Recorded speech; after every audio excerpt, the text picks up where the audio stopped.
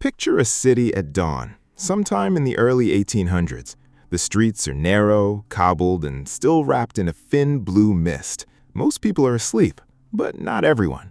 Somewhere in the fog, a man is walking slowly down a row of houses, carrying a long pole with a bundle of wires and knobs tied to the end of it. He stops beneath the window, taps gently on the glass 3-4 times, and moves on to the next house. He is not a thief. He is not a madman. He is doing his job. His job is to wake people up.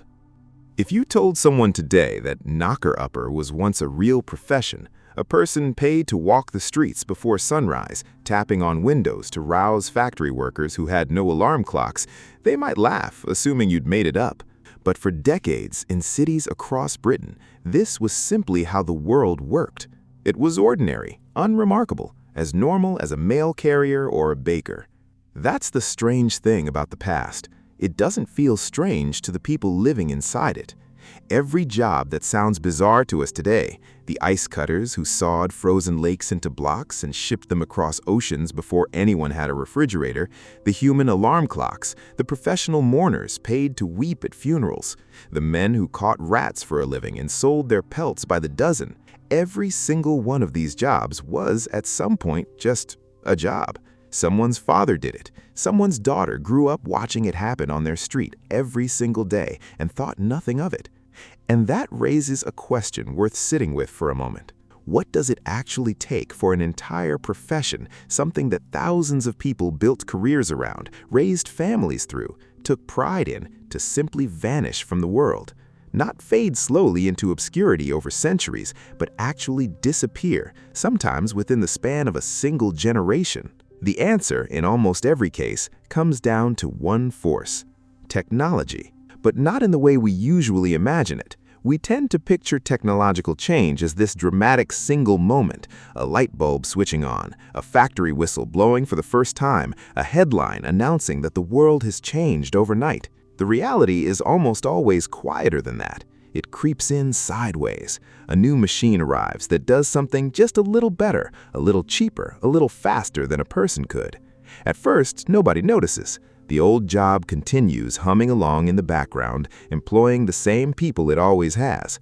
Then, slowly, the orders start to shrink.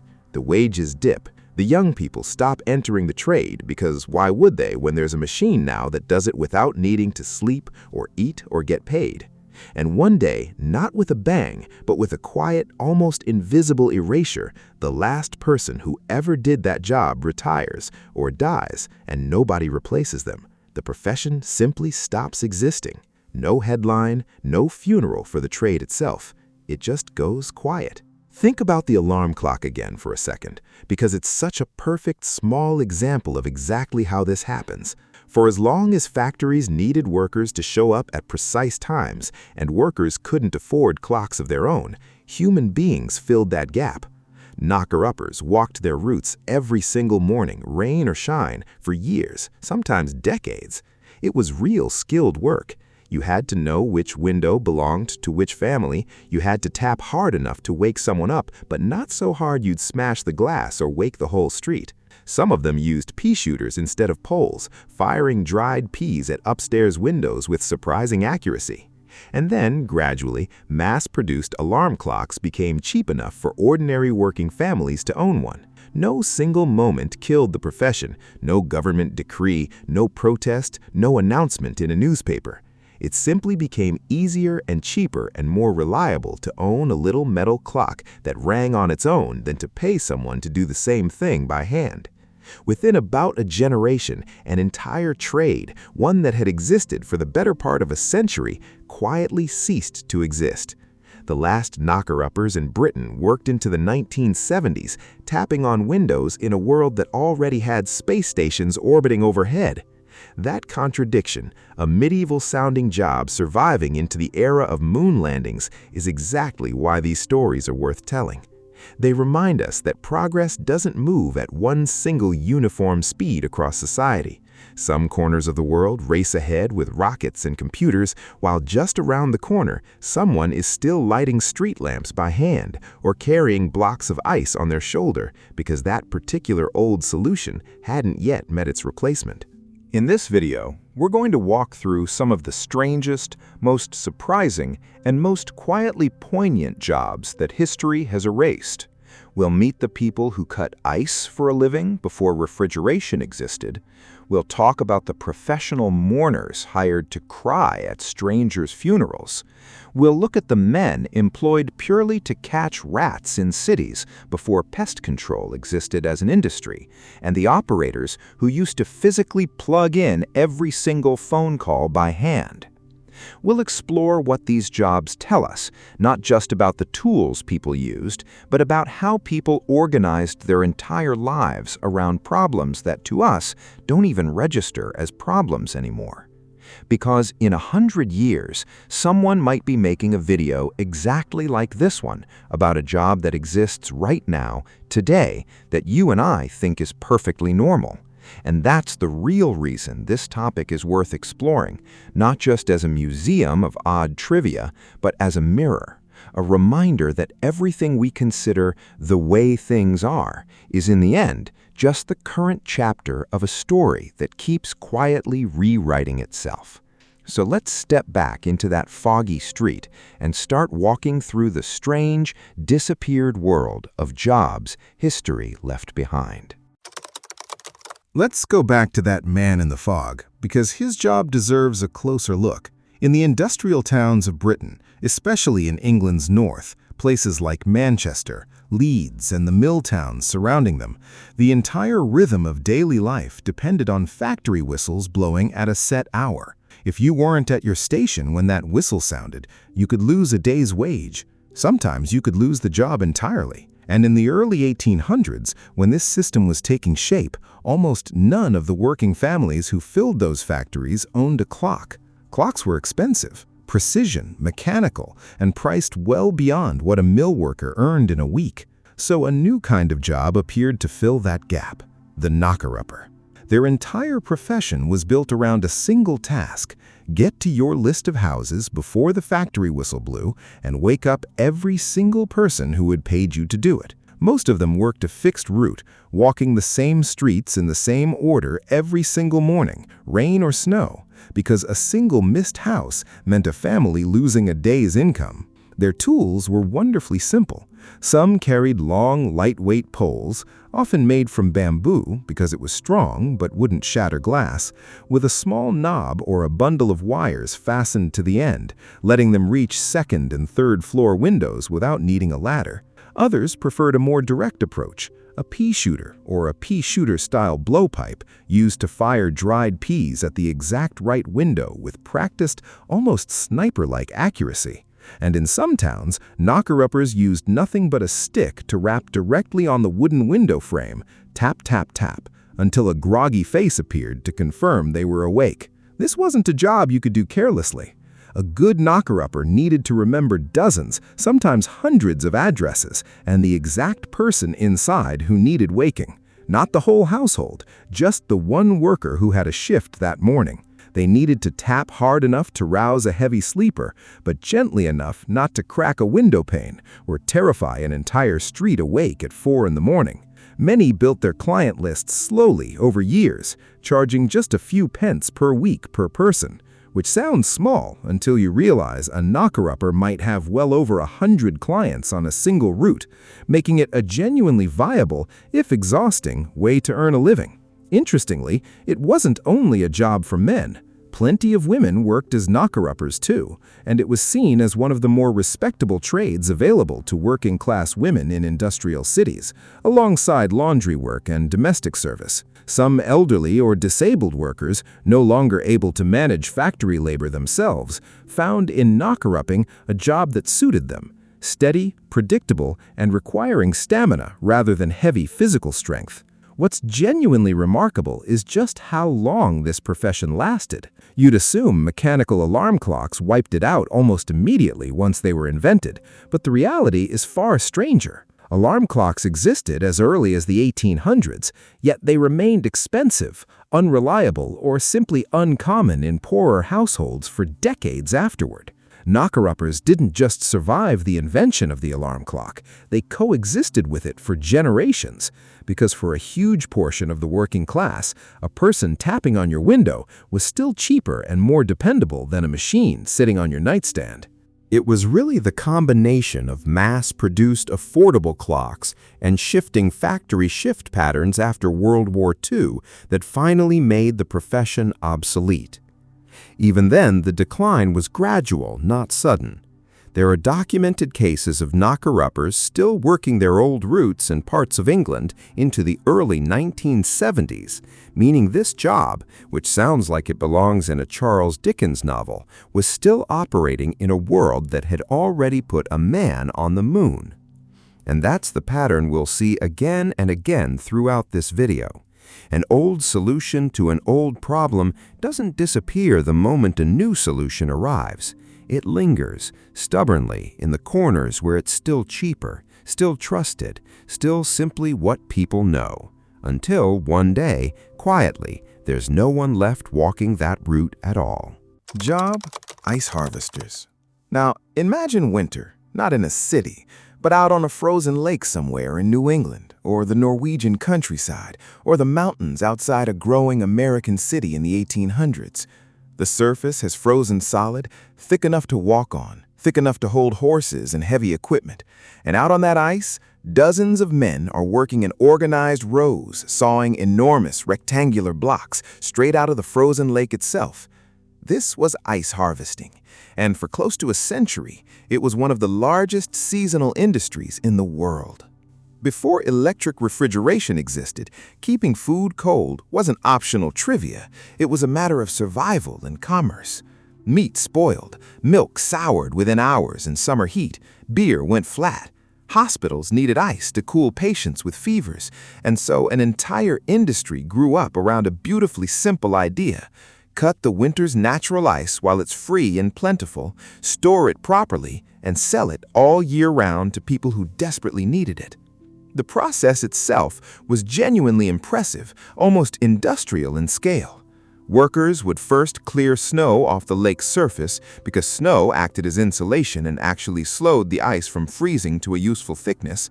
Then, using horse-drawn ice plows, essentially large blades dragged across the surface, they'd score the ice into a grid of straight lines, deep enough to guide hand saws or later mechanical saws along perfectly even cuts. Men would then saw along these lines, breaking the lake into massive blocks, often around 3 feet by 2 feet, and remarkably heavy, sometimes several hundred pounds each. Those blocks then had to be floated to shore along channels cut in the ice, hauled up ramps using horses and chains, and packed into insulated buildings called ice houses. And this is where the real engineering cleverness comes in. Ice houses were typically insulated with layers of sawdust, straw, or wood shavings, materials that trapped air and dramatically slowed melting. Packed properly this way, ice harvested in the dead of a New England winter could survive, still frozen, well into the following summer, even when shipped enormous distances. And it really was shipped enormous distances. This is perhaps the most surprising part of the whole industry. American ice, cut from lakes in Massachusetts, was shipped by boat as far as India, the Caribbean, and South America, insulated well enough in sawdust-packed ship holds to survive months at sea and arrive still usably cold. A businessman named Frederick Tudor, sometimes nicknamed the Ice King, built an entire fortune shipping New England ice to tropical countries that had never had reliable access to ice in their lives, essentially inventing a global commodity out of frozen water. Ice harvesting employed enormous numbers of seasonal workers, cutting crews, haulers, ice house builders, and later delivery drivers known as icemen, who drove wagons and eventually trucks door to door, carrying blocks with heavy metal tongs and delivering them directly into people's ice boxes, the wooden predecessors to modern refrigerators. Children in ice delivery neighborhoods often knew the Iceman by name, sometimes chasing the wagon for chips of ice that fell off during deliveries, a small seasonal joy that shows up again and again in memoirs from the era. The decline of this entire industry came from two directions at once. First, mechanical refrigeration technology matured through the late 1800s and early 1900s, eventually becoming reliable and affordable enough for both businesses and later individual homes. Second, and this part often surprises people, natural ice harvesting became a public health concern. As rivers and lakes near growing industrial cities became increasingly polluted, health officials grew alarmed at the idea of harvesting drinking-adjacent ice from contaminated water sources, pushing consumers and businesses alike toward the cleaner, more controllable process of manufactured ice. By the 1930s, in most of the developed world, ice harvesting had shrunk from a massive global industry into a curiosity. And within another generation or two, it had essentially vanished, remembered mainly through old photographs of men standing on frozen lakes with saws, and through the word icebox, which lingered in common speech for decades after the actual boxes of ice were long gone from anyone's kitchen. Job lamplighters. As evening settled over any major city before the age of electricity, a very particular kind of figure would appear on the streets, moving methodically from lamp to lamp, carrying a long pole with a small flame or a lighting mechanism at the tip. This was the lamplighter, and for well over a century, this single job stood between entire cities and total darkness once the sun went down. Before electric streetlights, cities relied first on oil lamps and later, far more commonly, on gas lamps to keep streets, bridges, and public squares lit through the night. And crucially, none of these lamps lit themselves. Someone had to walk the entire route, every single lamp, every single evening, and physically light each one by hand. Then, as dawn approached, that same person, or sometimes a different shift entirely, had to walk the route again in reverse, extinguishing every lamp before the morning light made them unnecessary and wasteful to keep burning. The tool of the trade was a long pole, often called a lighting pole or a lamplighter's rod, fitted at one end with a small flame, a wick, or later a mechanism that could open the gas valve and ignite it in one practiced motion. For oil lamps, lamplighters often carried a small ladder as well, along with a can of oil to top up lamps that were running low, trimming wicks that had burned down and needed adjusting to keep the flame steady and bright. It sounds simple described this way, but a good lamplighter needed real skill, judging wind conditions that might blow out a flame mid-lighting, knowing which lamps on a route tended to be temperamental, and moving quickly enough to light dozens, sometimes over 100 lamps, within a tight window of time as darkness fell. Gas lighting, once it became widespread through the 1800s, actually made the job somewhat faster and more standardized, since gas lamps could be lit with a simple flame at the end of the pole, reaching up to a valve, rather than the more fiddly process of trimming and refilling oil lamps by hand. Even so, in a large city, a single lamplighter might be responsible for a route of well over 100 lamps, meaning the job demanded real stamina, walking miles every single evening and again every following morning in every kind of weather, because a city plunged into darkness wasn't just inconvenient, it was genuinely dangerous, inviting crime and accidents in equal measure. Lamplighters became such a familiar, comforting fixture of city life that they worked their way into literature and folklore. Children in some cities would follow lamplighters on their rounds, treating the nightly ritual almost like a small parade, watching the street transform pocket by pocket from darkness into a chain of warm, glowing light. In several European cities, the lamplighter's evening walk became so beloved culturally that when electric streetlights eventually arrived, some residents genuinely mourned the loss of the ritual, even while welcoming the brighter, more reliable light electricity provided. The profession began its real decline with the introduction of electric arc lighting in the late 1800s, and then accelerated dramatically once incandescent electric streetlights became widespread through the early 1900s. Electric lights had an enormous practical advantage. Once wired into a city's grid, they could often be switched on centrally or eventually via automatic timers, removing the need for a person to walk the entire route by hand every single evening. Cities that once employed hundreds of lamplighters gradually needed only a small handful of maintenance workers to service the electrical infrastructure instead. Even so, the transition wasn't instant or uniform. Gas lamps and the lamplighters who tended them persisted in parts of London and various European cities well into the 20th century, particularly in older districts where converting to electric lighting was slower or more expensive. In fact, a small number of ceremonial or historically preserved gas lamps, along with a handful of lamplighters, still exist today in a few cities, including small pockets of London, maintained deliberately as a piece of living history rather than out of genuine infrastructural necessity. But as a functioning citywide profession, the lamplighter had essentially disappeared from the modern world by the mid-1900s, replaced by wires, switches, and eventually automated sensors that turned streetlights on and off without anyone needing to walk a single step. What's left behind is largely symbolic.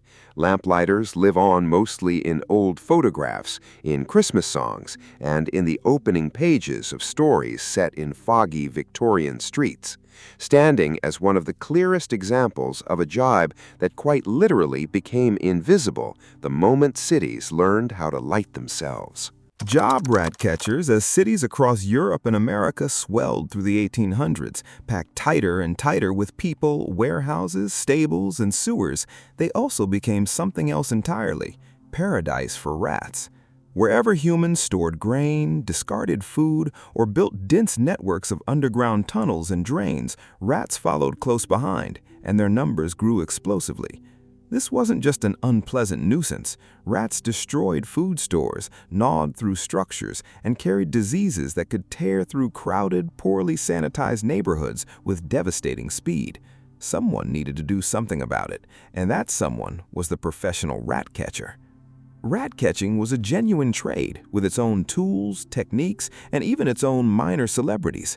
A rat catcher's most basic equipment included specially trained dogs, often terriers, bred and trained specifically for their speed and instinct to kill rats quickly, along with sturdy gloves, wire cages, and sometimes ferrets, which could be sent down into burrows and tunnels to flush rats out into the open, where dogs or the catchers themselves could deal with them.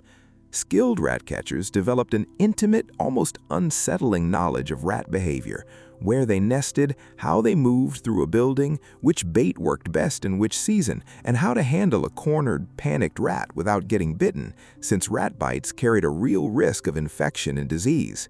Cities and private businesses alike hired rat catchers on contract, paying by the number of rats caught, which created a peculiar incentive structure. The more rats a catcher captured and could prove, the more they earned.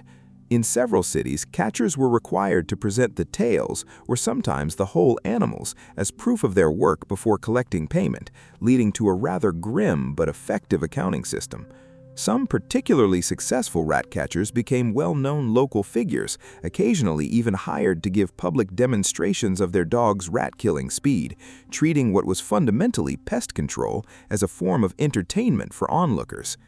One of the most famous rat catchers in history, Jack Black, worked in Victorian London and was even given the official title of Rat and Mole Destroyer to Her Majesty, a title granted by Queen Victoria herself.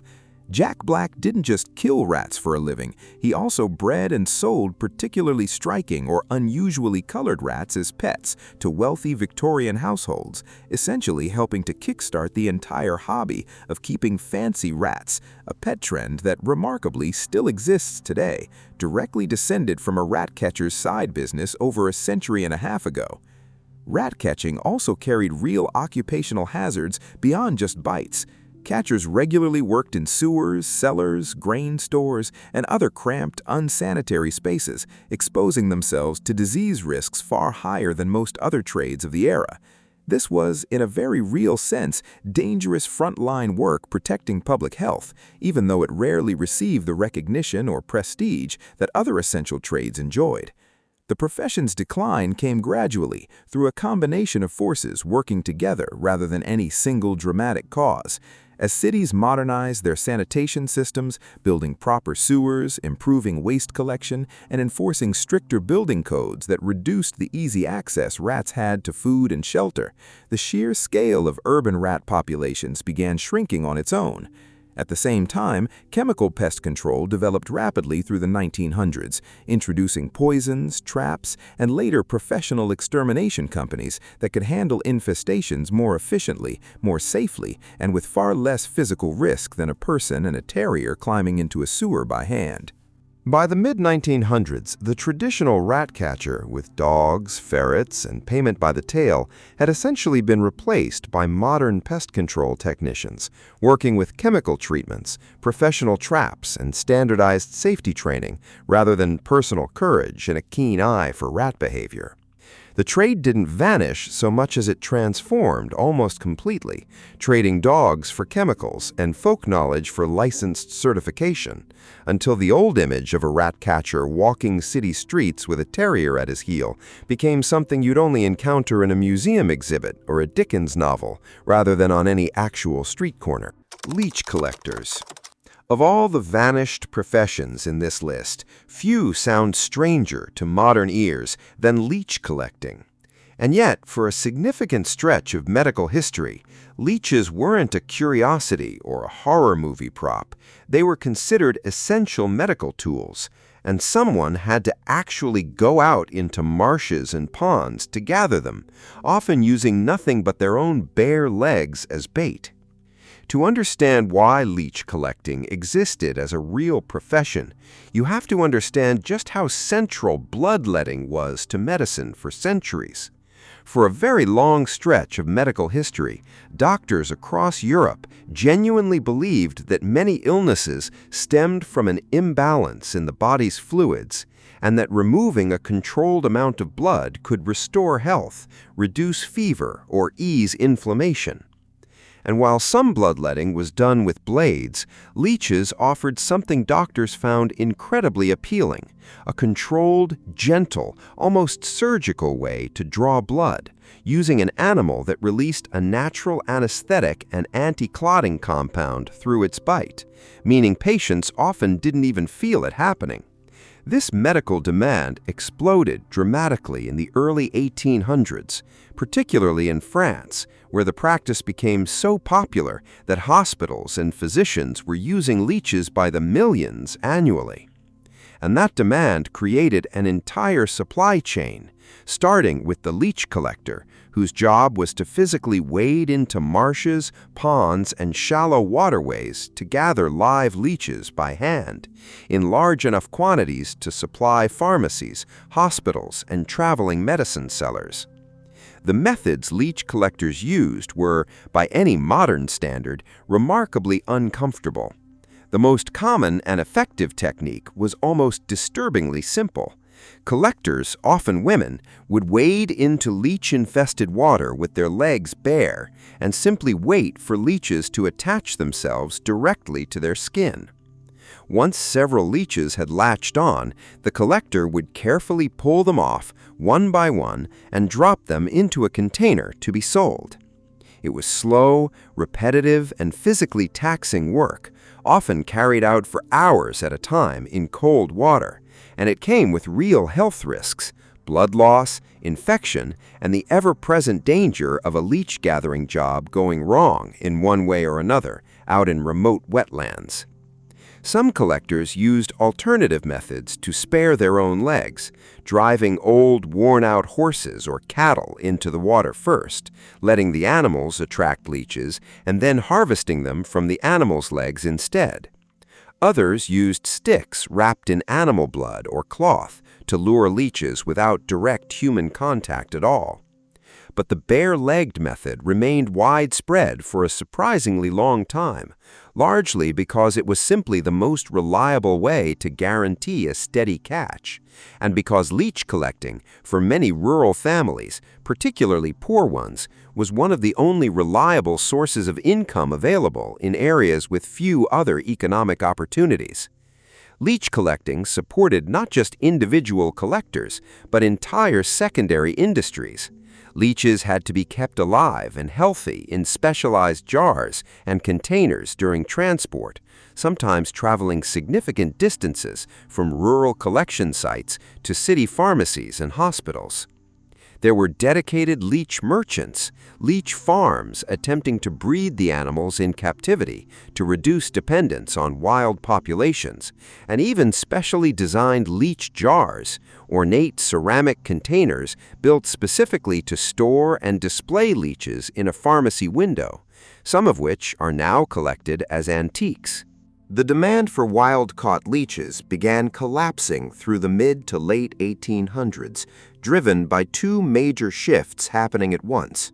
First, medical science itself began moving away from bloodletting as doctors developed a more accurate, evidence-based understanding of disease, recognizing that indiscriminately draining blood from sick patients often did more harm than good, rather than helping them recover.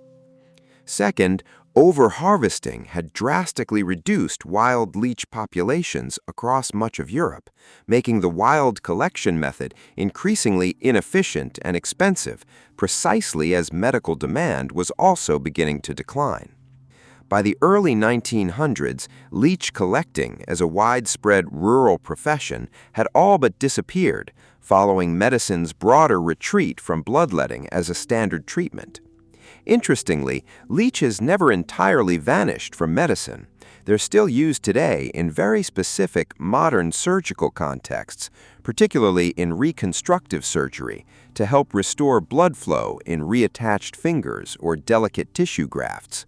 But this modern, highly specialized use bears almost no resemblance to the old world of wetland collectors wading bare-legged into ponds. And today's medical leeches are raised in controlled, sterile facilities rather than gathered from the wild by hand, closing the book on a profession that, for all its strangeness, quietly kept much of European medicine running for the better part of a century. Job: night soil collectors. Before the modern sewer system existed anywhere in the world, cities faced a problem so basic and so unavoidable that solving it required an entire dedicated profession. What do you do with human waste when there's no pipe to carry it away? For centuries, in cities across Europe, Asia, and colonial America, the answer involved a group of workers known as night soil collectors, whose job was, quite literally, to remove waste from privies, cesspits, and chamber pots by hand under cover of darkness. The name itself tells you almost everything about how the job worked. This wasn't daytime labor. Night soil collectors did their rounds after dark, moving quietly through city streets while most residents slept, entering yards and outhouses to empty pits and containers that had been filling steadily since the last collection.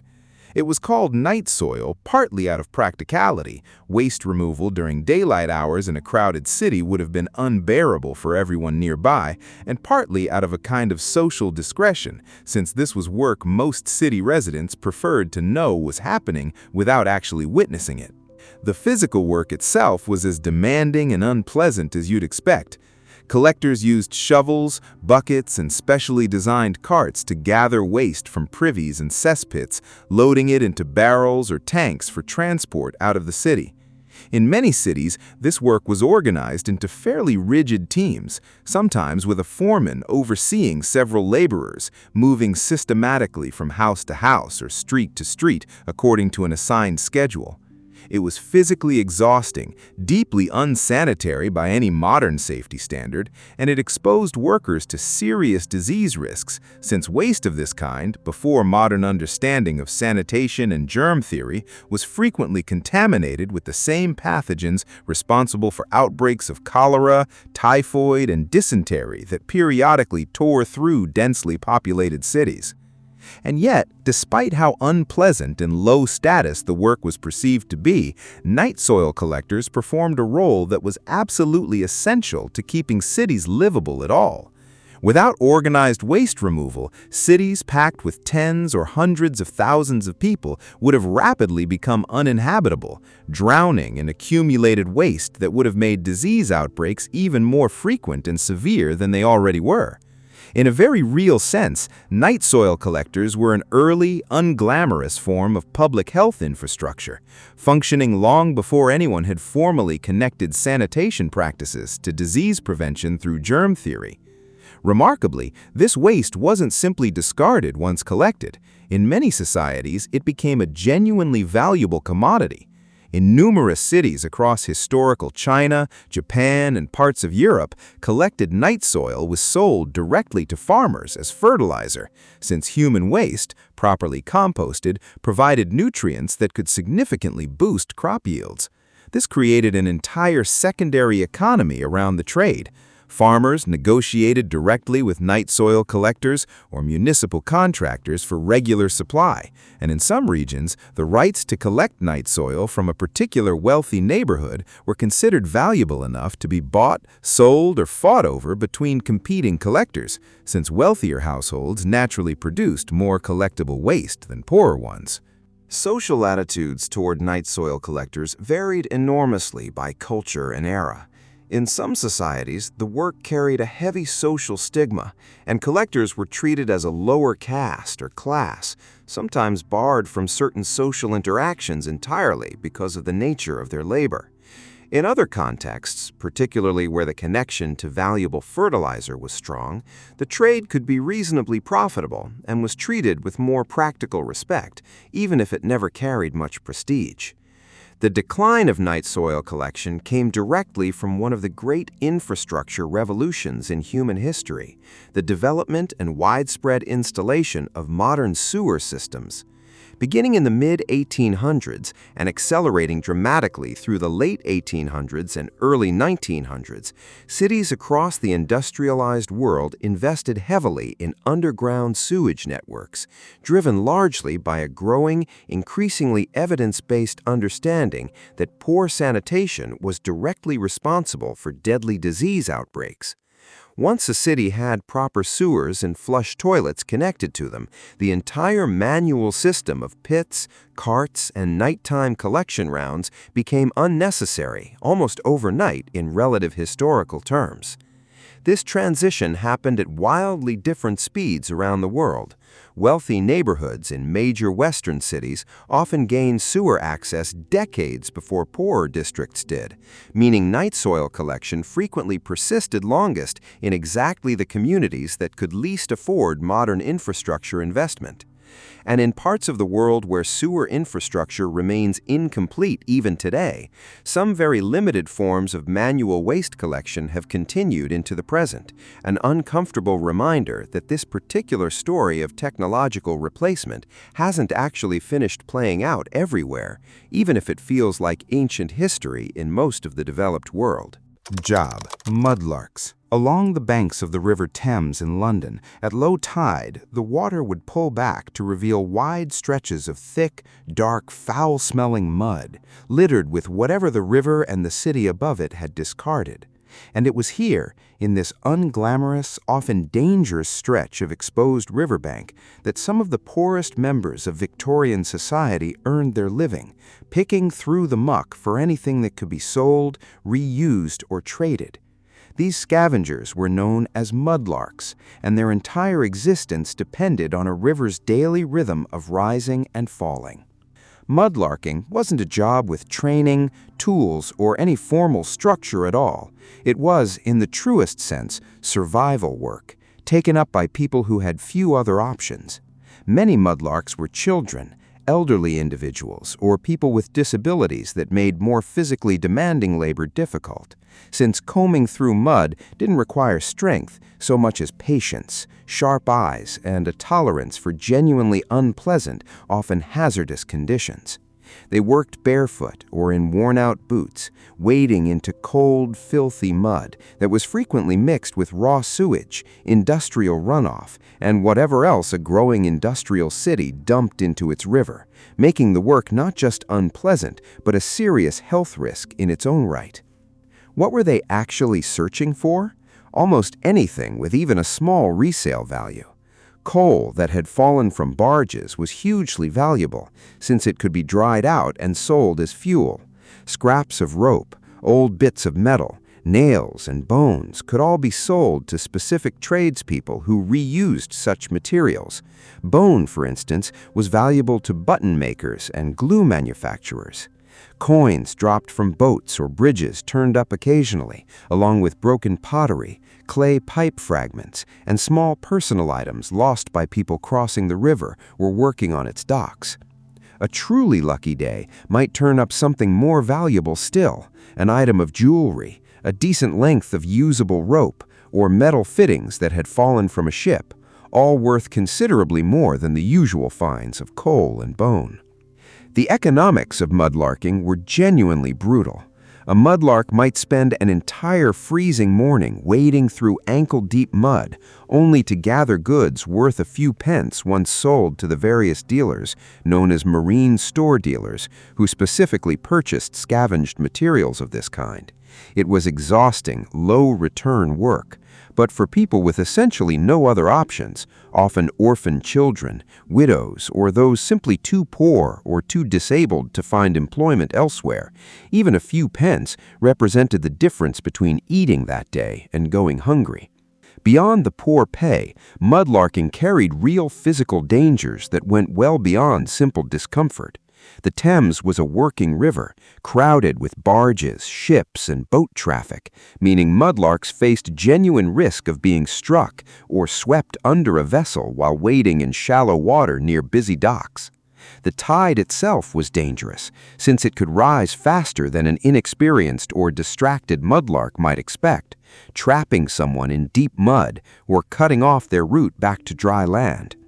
And simply being exposed daily to raw sewage and industrial pollution in the water created a very real risk of disease, particularly during the frequent outbreaks of cholera and other waterborne illnesses that periodically swept through London in the 1800s. Social reformers and journalists of the Victorian era occasionally documented the lives of mudlarks with a mixture of pity and fascination, treating them as a visible symbol of the grinding poverty that existed alongside London's tremendous industrial wealth and expansion. Their existence highlighted a stark, uncomfortable truth about rapid urbanization. As cities grew wealthier and more industrialized, they also generated an enormous amount of waste, and an entire underclass of desperately poor people survived by picking through the leftovers of that wealth, quite literally living off what the city above them had discarded into the river. Mudlarking as a survival occupation gradually declined through the late 1800s and into the 1900s, driven by several intersecting changes. Rising overall living standards, expanding social welfare programs, and increasing regulation of waterways all reduced the population of people desperate enough to depend entirely on riverbank scavenging as their sole source of income.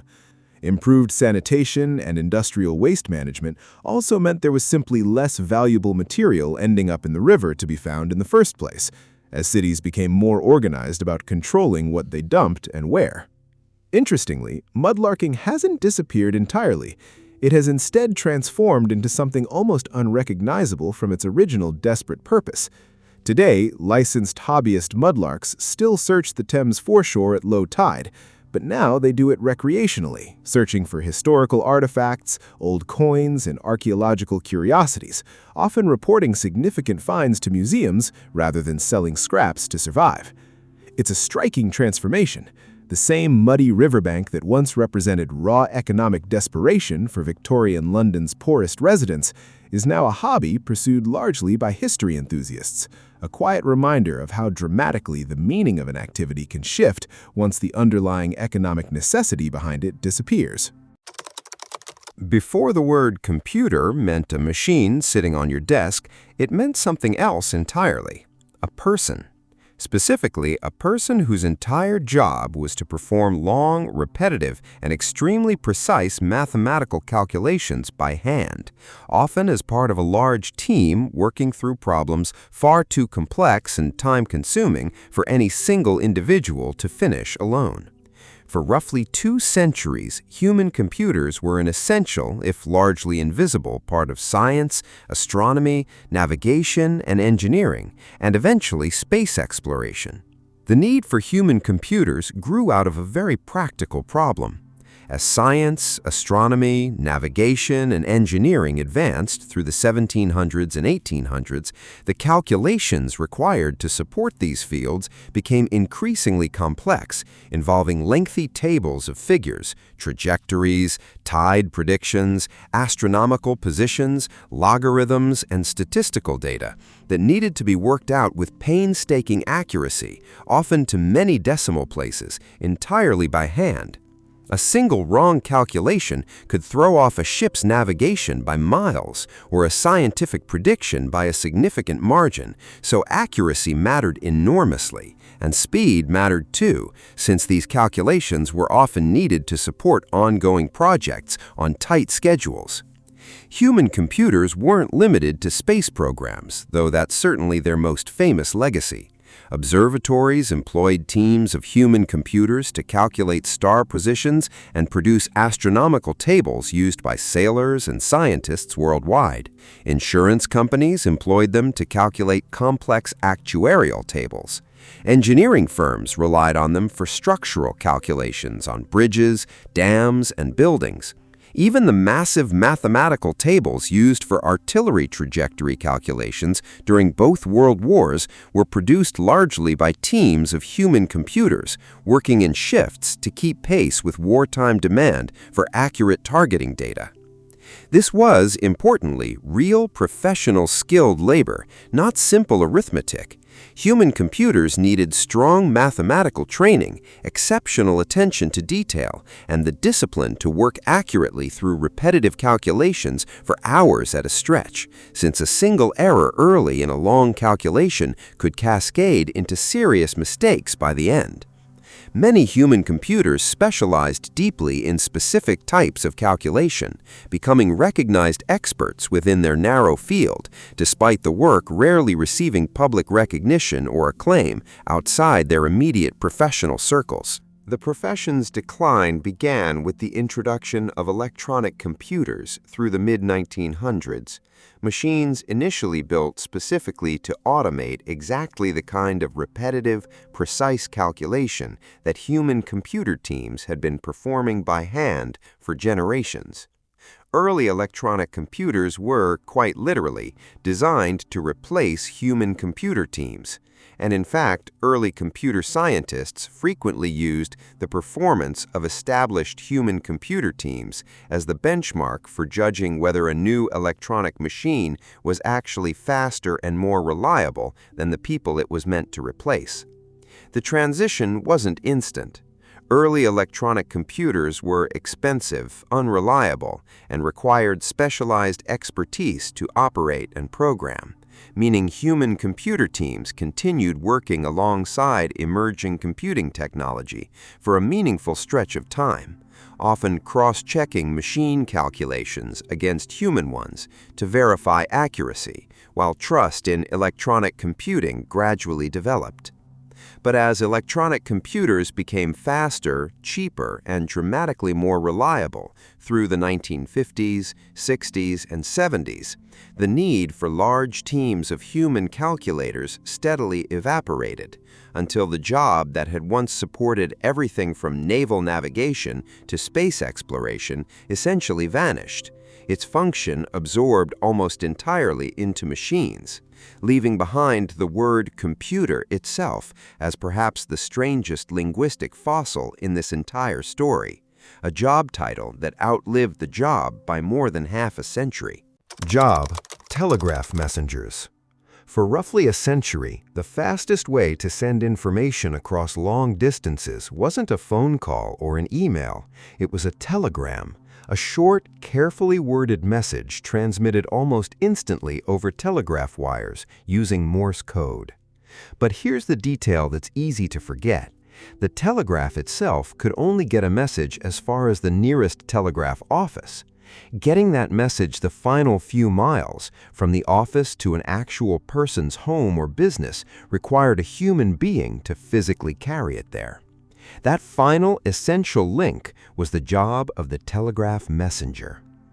Telegraph messengers, often teenage boys, worked out of telegraph and post offices, waiting for incoming messages to be transcribed from their dots and dashes into readable text on paper. Once a telegram was written out, a messenger would be handed the note, given an address, and sent off, typically on foot, though in larger cities increasingly by bicycle, and in some places even on horseback, to deliver the message directly into the recipient's hands as quickly as humanly possible.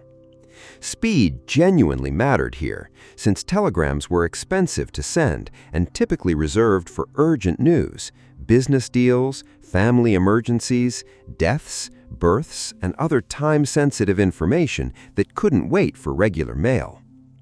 This urgency shaped the entire culture around the job. Telegraph messenger companies, most famously Western Union in the United States, employed enormous numbers of these young couriers, dressing many of them in recognizable uniforms and organizing their work with almost military efficiency, since a delayed telegram could mean real consequences for the people waiting on the other end. Messengers were expected to move fast, know their delivery routes intimately, and handle the emotional weight of their job with a certain professional detachment, since telegrams frequently carried devastating news.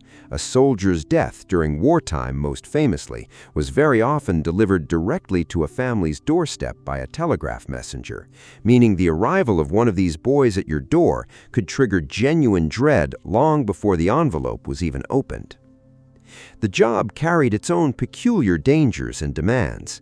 Messengers worked in all weather conditions at all hours, since urgent news didn't wait for convenient daylight, and companies competed heavily on reputation for speed, meaning messengers were pushed hard to deliver as quickly as possible across sometimes considerable distances. Bicycle messengers, in particular, navigated busy, often dangerous city traffic at high speed, and the job, while it offered a genuine, if modest, income for young working-class boys, some as young as 12 or 13 in the profession's early decades, was physically demanding and occasionally hazardous. Telegraph messenger work also functioned in many cases as a genuine first step into a broader career. Companies like Western Union frequently used messenger positions as an entry-level training ground, promoting capable, hard-working messengers into telegraph operator roles or other positions within the growing communications industry, meaning for some young workers, the job wasn't just a way to earn pocket money, but an actual foothold into a lifelong career in the fast-growing communications sector. The decline of the telegraph messenger tracked almost exactly with the decline of the telegram itself, and it happened for a very clear, direct reason: the telephone.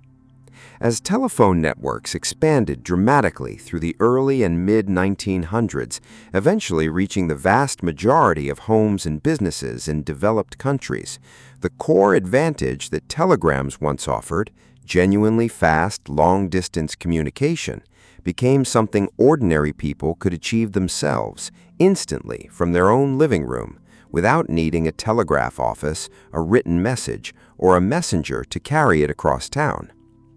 Telegram usage declined steadily for decades after telephones became widespread, surviving as a niche option for certain formal or ceremonial purposes.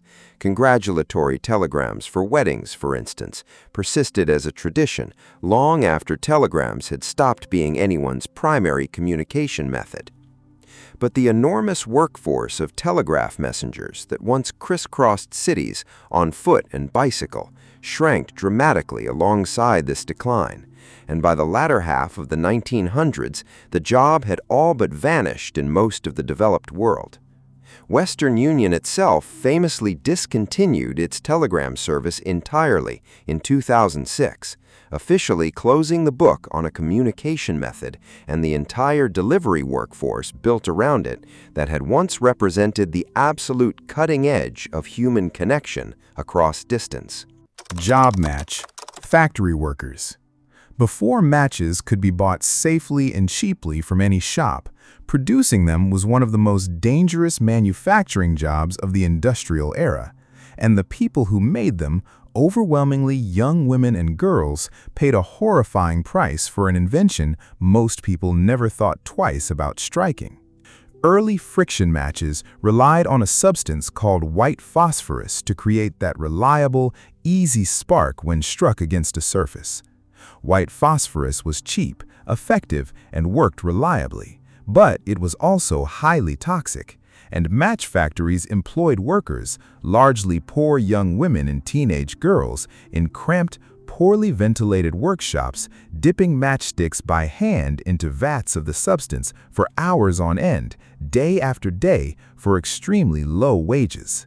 The work itself was repetitive and demanding, requiring speed and precision to dip, arrange, and package enormous quantities of matches within long shifts that often stretched to 14 hours or more. But the true horror of the job wasn't the tedium. It was the slow, cumulative poisoning that came from constant exposure to phosphorus fumes. Workers breathed in phosphorus vapor continuously throughout their shifts, and over months or years, this exposure caused a horrific condition that became grimly known as phossy jaw, in which phosphorus poisoning caused the jawbone itself to become infected, decay, and in severe cases, need to be surgically removed entirely, leaving sufferers permanently disfigured, in constant pain, and often unable to eat properly for the rest of their lives. Beyond phossy jaw, workers faced additional dangers from the volatile nature of the materials themselves. Phosphorus was highly flammable, and factory fires were a genuine recurring risk, given that workers were essentially handling and processing an inherently combustible chemical in bulk, often in cramped spaces packed with other flammable materials like wood shavings and paper packaging. These conditions eventually became a flashpoint for one of the most significant labor actions of the era. In 1888, workers at London's Bryant and May match factory, mostly young women and teenage girls, organized and carried out what became known as the Match Girls' Strike, protesting not just their punishing wages, but the health dangers of phosphorus exposure and the harsh, punitive working conditions imposed by factory management, including arbitrary fines deducted from already meager pay for minor infractions.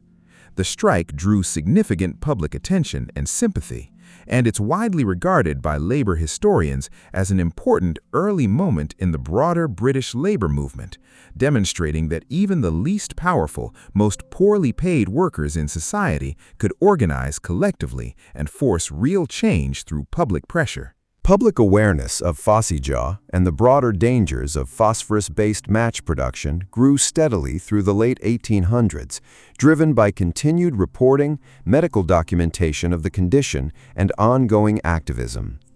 This pressure eventually led to major reform, the development and adoption of red phosphorus, and later fully safety-oriented match designs, which used far less toxic materials and dramatically reduced the direct occupational exposure that had caused phossy jaw in the first place. Several countries eventually banned the use of white phosphorus in match production entirely through legislation passed in the early 1900s, forcing manufacturers to adopt these safer alternatives industry-wide. Alongside this chemical shift came a second, equally significant change: mechanization. As matchmaking machinery became more sophisticated through the late 1800s and early 1900s, the hand-dipping process that had employed so many workers directly could increasingly be handled by machines, which processed matches faster, more consistently, and crucially, without exposing human workers to the same direct, prolonged chemical contact that hand-dipping required. Together, these two forces, safer chemical formulations and increasing mechanization, transformed match manufacturing from a genuinely dangerous, disfiguring trade into a largely automated, comparatively safe industrial process by the mid-1900s. The hand-dipping matchworker and the horrific occupational disease that came to define the trade essentially disappeared from the developed world within a few generations, though the matchgirls' strike itself remains remembered today as an important early example of workers successfully organizing to demand safer conditions, a legacy that outlasted the dangerous job that originally inspired it. Job switchboard operators. When the first telephone spread into homes and businesses, it created a problem nobody had quite anticipated. The phone itself could carry your voice, but it had no idea how to find the person you were actually trying to reach. Early telephones weren't directly wired to every other telephone in a city.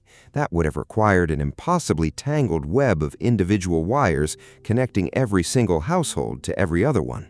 Instead, every telephone connected to a central point, and a human being sitting at that central point had to physically plug your call through to its destination. That human being was the switchboard operator, and for decades they were the literal physical connection point of the entire telephone network.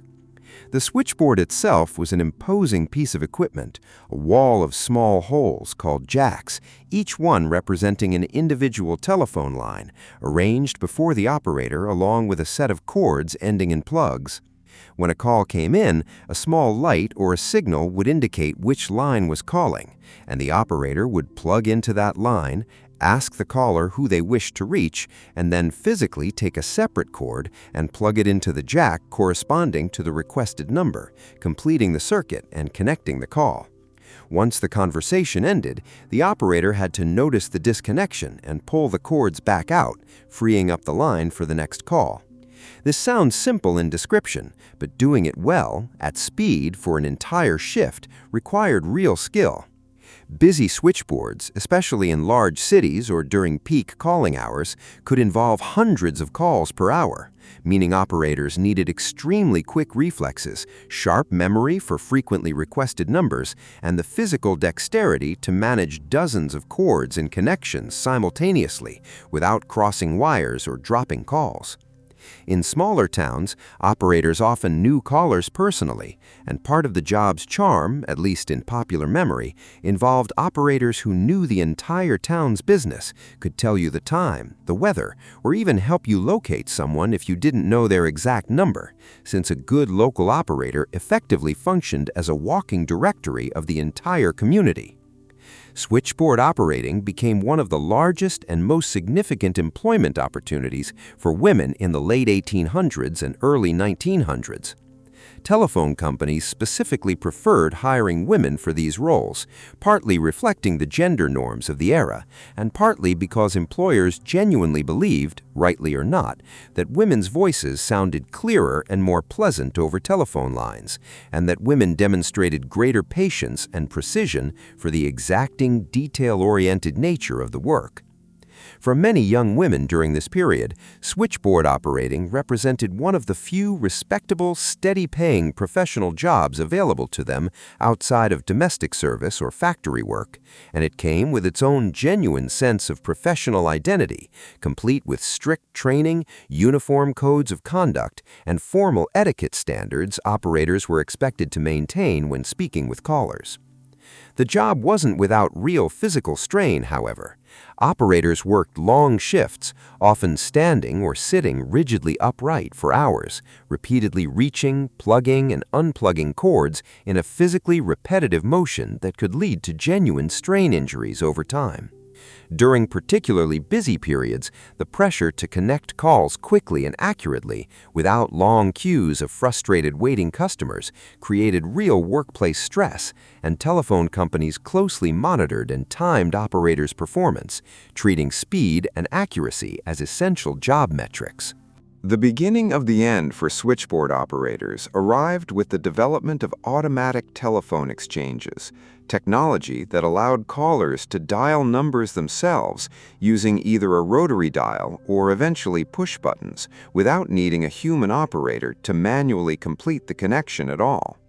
Early automatic exchange technology actually existed as far back as the late 1800s, but it took decades of gradual infrastructure investment and technological refinement before automatic dialing became the dominant standard way telephone calls were placed across most of the developed world. This transition happened gradually, city by city and region by region, rather than in one single dramatic switch. Larger, wealthier cities generally converted to automatic exchanges earlier, while smaller towns and rural areas often continued relying on human switchboard operators for a considerably longer stretch of time, partly due to the infrastructure costs involved in converting an entire regional telephone network. Even after automatic dialing became widespread for local calls, human operators remained essential for a good while longer for long-distance calls, which required more complex routing across different regional networks that automatic systems hadn't yet been built to handle directly. By the mid to late 1900s, however, automatic switching technology had become sophisticated and widespread enough to handle the overwhelming majority of both local and long-distance calls without any human intervention at all, and the enormous workforce of switchboard operators that had once represented one of the largest employers of women in America and Europe shrank dramatically, then all but disappeared. A small number of specialized operator roles persisted for certain services: directory assistance for a time, emergency routing, or specific business switchboards, but the classic image of rows of women plugging cords into a wall of jacks became, within a couple of generations, a piece of nostalgic Americana rather than a functional part of daily communication. Job: ice delivery workers. Earlier, we talked about the men who cut ice from frozen lakes in the dead of winter, but harvesting the ice was only half the story. Once that ice had been stored through the warmer months, someone still needed to get it into individual homes on a regular, reliable schedule all summer long, and that job belonged to a completely different figure in the ice economy, the iceman. The delivery worker who became one of the most familiar, anticipated visitors on any residential street for the better part of a century. Before electric refrigerators existed, keeping food cold at home depended entirely on a piece of furniture called an icebox, essentially an insulated wooden cabinet with a compartment for a large block of ice which slowly melted over several days, keeping the interior cool enough to preserve milk, meat, and other perishables. But ice, of course, melts continuously, steadily, whether anyone's using it or not, which meant every household relying on an icebox needed a fresh block delivered on a predictable schedule, typically every few days, and sometimes daily during the hottest stretches of summer. This regular, recurring need created a genuinely massive delivery industry. Ice companies employed large fleets of delivery workers, initially using horse-drawn wagons and later motorized trucks, following fixed routes through residential neighborhoods, much like a modern mail carrier, except carrying blocks of ice that could weigh anywhere from 25 to over 100 pounds each, depending on the size a particular household required. The physical demands of the job were considerable. Icemen used large metal tongs to grip and carry blocks of ice, often slinging them over one shoulder, protected by a leather or canvas pad, and hauling them directly into people's kitchens, sometimes climbing multiple flights of stairs in apartment buildings without elevators, repeated dozens of times throughout a single working day. Many households displayed a simple cardboard sign in their window with numbers printed on each side, indicating how many pounds of ice they needed that day. Turning the correct number toward the street told the iceman exactly what to deliver without anyone needing to have a conversation about it. A wonderfully simple piece of everyday logistics that required no technology beyond a sign and a shared understanding of the system. Beyond the raw physical labor, ice delivery workers became a genuinely beloved fixture of neighborhood life in a way that's easy to underestimate today. Children, especially in the sweltering heat of summer, would often gather around the ice wagon or truck, since small chips and slivers of ice broke off constantly during handling, and icemen frequently allowed neighborhood kids to grab these fallen pieces as a simple free treat, a small, sweet memory that shows up repeatedly in personal accounts and memoirs from people who grew up in this era. Icemen typically knew their regular customers personally, sometimes maintaining relationships with the same families for years or even decades along a single, consistent route. The profession's decline traces directly back to one specific technological development, the electric home refrigerator. Mechanical refrigeration technology had existed in industrial and commercial contexts since the late 1800s, but it took considerable time, decades in fact, for refrigerators to become compact, reliable, and affordable enough for widespread home ownership. Through the 1920s and 1930s, home refrigerators slowly began appearing in wealthier households first, and it was really the period following World War II, alongside broader economic prosperity and mass manufacturing improvements, that saw electric refrigerators become standard, affordable equipment in the overwhelming majority of homes across America and much of Europe. Once a household owned a refrigerator, the entire icebox system and the delivery relationship it depended on simply became unnecessary. No more waiting for scheduled deliveries, no more melting ice dripping into a collection pan that needed regular emptying, no more limits on how cold food could actually get.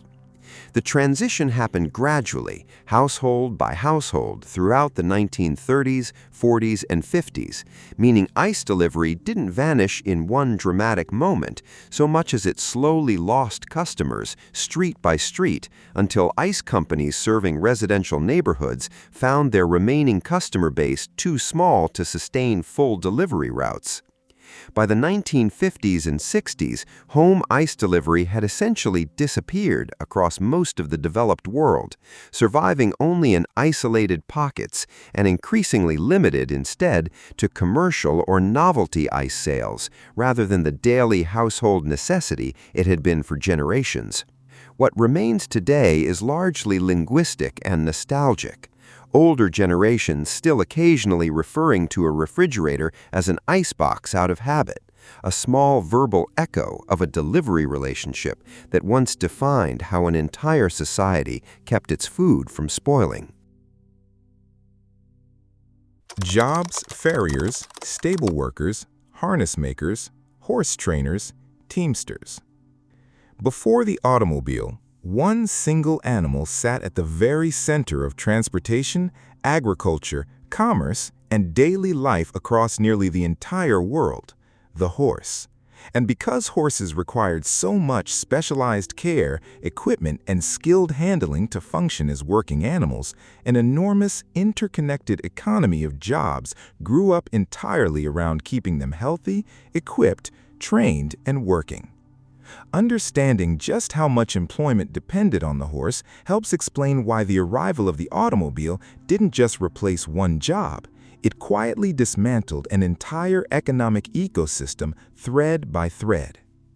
Start with the farrier, perhaps the most specialized and skilled of all horse-related trades. A farrier's job was to shoe horses, trimming and shaping their hooves and fitting them with metal horseshoes, a task that required genuine anatomical knowledge, real physical strength, and a steady, careful hand, since an improperly fitted shoe could cause a horse serious pain or lasting injury. Farriers combined blacksmithing skill with something close to veterinary expertise, and in any town with a meaningful horse population, a good farrier was an essential, respected tradesperson, often running a busy shop that served an entire community's carriage horses, farm horses, and riding animals. Alongside farriers worked stable workers, sometimes called grooms or hostlers, whose job involved the daily hands-on care of horses themselves, feeding, watering, cleaning stalls, grooming coats, and generally maintaining the health and condition of animals that represented, for many owners, a significant financial investment, as well as essential working transportation.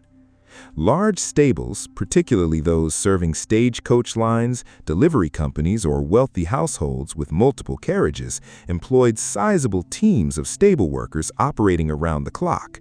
Since horses, unlike a parked vehicle, needed continuous care regardless of whether they were actively working that day.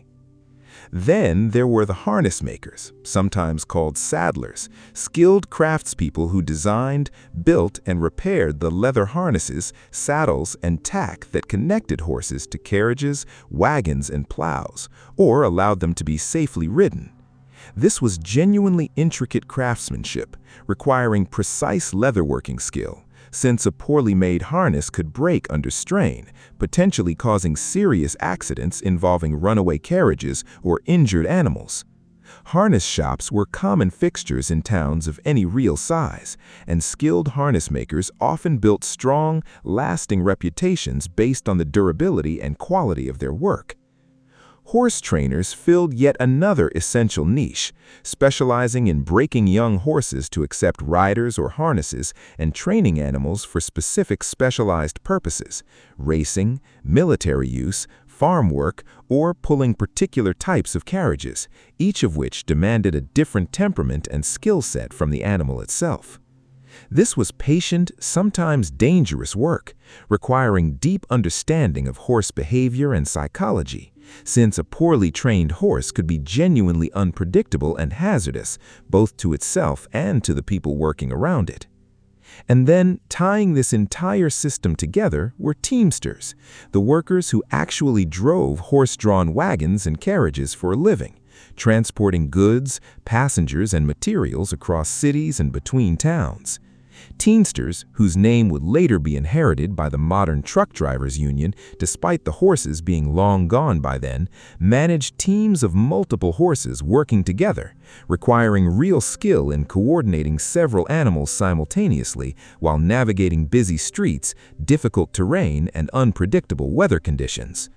Teamsters were essential to virtually every supply chain of the era, moving raw materials to factories, finished goods to markets, and passengers between destinations, forming the actual physical backbone of urban and rural commerce alike. Beyond these core trades, the horse economy supported countless additional jobs: veterinarians specializing specifically on horses, wagon and carriage builders, feed and hay suppliers, stable architects and builders, and even specialized workers who cleaned city streets of the enormous quantities of manure that thousands of working horses inevitably produced daily in any major city, a real, significant urban sanitation challenge in its own right during the horse-powered era.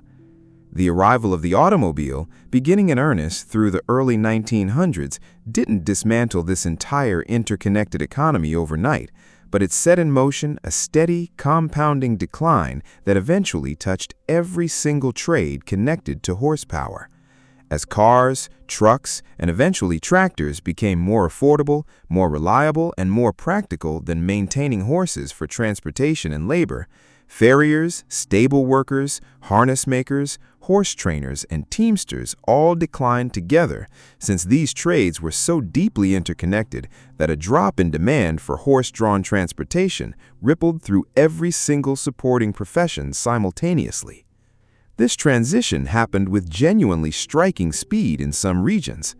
American cities in particular converted from horse-drawn to motorized transportation remarkably quickly through the 1910s and 1920s, as automobiles and motorized delivery trucks proved dramatically more efficient, requiring no feeding, stabling, or daily care during periods when they weren't actively being used.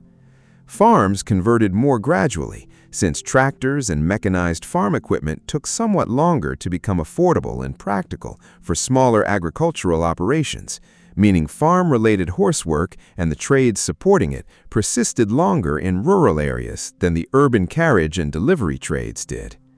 By the mid-1900s, the enormous, interconnected economy that had once employed staggering numbers of people directly and indirectly through horse-related work had shrunk dramatically, surviving mainly in the considerably smaller worlds of recreational riding, competitive equestrian sports, and specialized agricultural or ceremonial uses, rather than as the essential everyday infrastructure it had represented for centuries.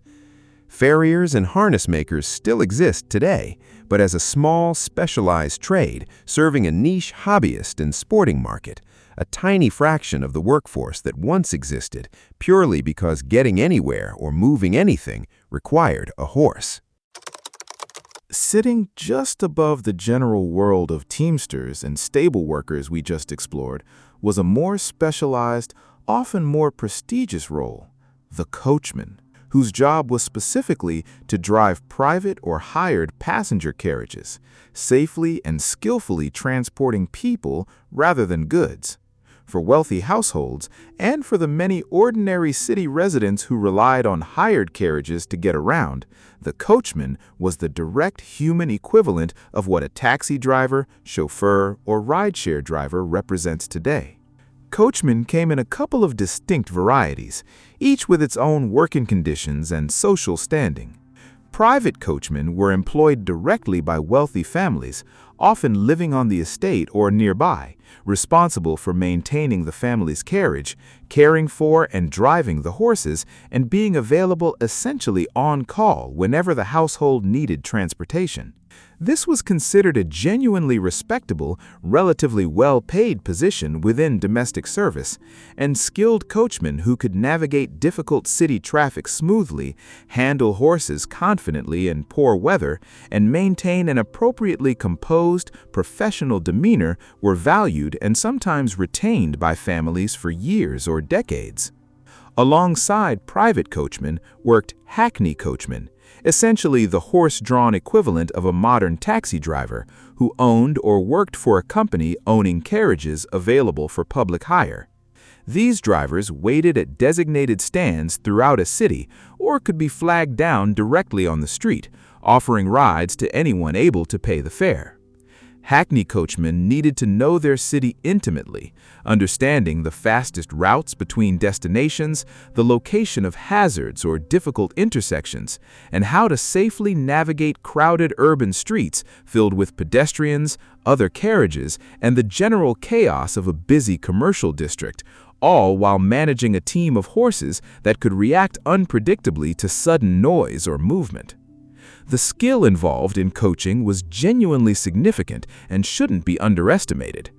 Driving a carriage safely required real physical coordination, managing the reins connected to one or more horses, judging speed and stopping distances that varied significantly depending on road conditions and the weight of the carriage itself, and maintaining constant awareness of the unpredictable behavior of live animals working in close proximity to other traffic.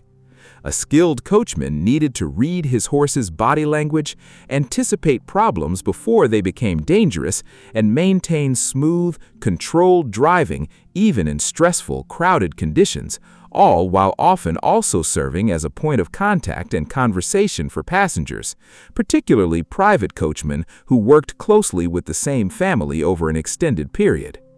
Coachmen also occupied an interesting, somewhat unique social position. Private coachmen serving wealthy households often enjoyed a level of trust and responsibility beyond most other domestic staff, since they were entrusted with the family's safety during travel and often interacted directly with important visitors and business associates. In some households, a particularly long-serving, trusted coachman became almost a fixture of family life, remembered fondly in letters and memoirs from the era as far more than simply hired help. The profession's decline followed a now familiar pattern from this list: the rise of the automobile. As cars became more affordable, reliable, and widespread through the early 1900s, wealthy families that had once maintained carriages and employed coachmen increasingly transitioned to owning automobiles instead, employing chauffeurs to drive them, a role that, while conceptually similar to a coachman's job, required an entirely different, more mechanically oriented skill set. Similarly, hackney coach services serving the general public gave way to motorized taxi services, which could travel faster, carry passengers further without needing rest, and didn't require the ongoing daily expense of feeding and stabling horses when not actively working. This transition unfolded with real speed in major cities during the 1910s and 1920s, as motorized taxis and private automobiles rapidly displaced horse-drawn carriage services on city streets. Many working coachmen found a natural, if imperfect, path forward by retraining as chauffeurs, since the fundamental job, transporting passengers safely to their destination, remained conceptually similar even as the actual mechanics of the work changed dramatically, trading reins and horses for a steering wheel and an engine. Others, particularly older coachmen, less inclined or able to adapt to entirely new mechanical skills, simply saw their trade decline around them as automobile ownership and taxi services steadily expanded. By the 1930s, in most major cities across the developed world, the horse-drawn carriage had become a rare, largely ceremonial or recreational sight rather than genuine daily transportation, and the professional coachman had all but vanished as a functioning everyday occupation. What survives today exists almost entirely in tourist-oriented contexts: carriage rides through historic districts of certain cities, ceremonial coaches used for royal or state occasions, and heritage demonstrations, representing a small, carefully preserved echo of a trade that once moved the everyday business of entire cities. Job: Typesetters. For nearly 400 years after the invention of the printing press, every single word that appeared in a printed book, newspaper, or pamphlet had to be physically assembled, letter by individual letter, by a skilled worker known as a typesetter. This wasn't a minor supporting role in the world of publishing. It was, quite literally, the entire mechanical process by which written words became printed pages, and it demanded a remarkable, highly specialized combination of speed, precision, and near-total mental focus. The core of the job involved working with a case of type, a wooden tray divided into dozens of small compartments, each one holding a supply of a specific letter, number, or punctuation mark, cast individually out of metal. Typesetters worked from a handwritten or previously printed manuscript, reading the text and, working almost entirely by feel and memory, plucking each individual metal letter from its compartment and arranging it, backward and in the correct sequence, into a composing stick, a small handheld tray that held a single line of text at a time. This process demanded genuinely extraordinary skill. Because printed text had to appear correctly oriented on the final page, typesetters worked with mirror image letters, arranging entire lines, paragraphs, and eventually full pages of text completely backward and upside down relative to how the letters would ultimately read once inked and pressed onto paper. Skilled typesetters memorized the layout of their typecase so thoroughly that they could select and place letters at remarkable speed, essentially touch typing with physical metal objects rather than a keyboard, often composing over 1,000 individual characters per hour during a demanding shift. Once a typesetter had filled several lines in the composing stick, those lines were transferred into a larger frame called a galley, gradually building up complete columns and pages of text, locked firmly into place with wooden or metal wedges to ensure nothing shifted during the actual printing process. Any spelling errors, awkward spacing, or layout problems had to be caught and corrected at this stage, since fixing a mistake meant physically removing the offending piece of type and replacing it with the correct one, a process that became increasingly time-consuming the further along a job had progressed. Newspaper typesetting carried its own particular intensity, since news, by its nature, operated on tight, unforgiving deadlines. Newspaper typesetters often worked through the night, racing to set an entire day's news into printable type before the presses needed to run in time for morning distribution, meaning speed under real pressure was just as essential a skill as raw accuracy. In busy newspaper print shops, dozens of typesetters might work simultaneously, each responsible for a different section or column, racing against a shared, absolute deadline that couldn't be moved regardless of how the work was progressing. Typesetting was recognized throughout this entire era as genuinely skilled, respected craftwork, requiring years of apprenticeship to master properly. Printers' unions were among the strongest, most well-organized labor organizations of the industrial era, precisely because typesetting required such specialized, hard-to-replace expertise, giving skilled typesetters real negotiating leverage over their wages and working conditions compared to many other industrial trades of the time. The first major disruption to purely manual typesetting arrived in the late 1900s with the invention of mechanical typesetting machines, most famously the linotype machine, which allowed an operator to type on a keyboard, similar to typing on a regular typewriter, while the machine itself automatically cast an entire line of type from molten metal, dramatically speeding up the process compared to placing individual precast letters entirely by hand. This was a significant leap forward in efficiency, but it's important to understand that it didn't eliminate the typesetting profession. It transformed it, requiring operators to master a new mechanical keyboard-based skill rather than the older hand composition method, while still requiring a genuinely skilled human operator sitting at the machine. The real, final transformation came far more recently, through the second half of the 1900s, with the development of phototypesetting and eventually fully digital desktop publishing software running on personal computers.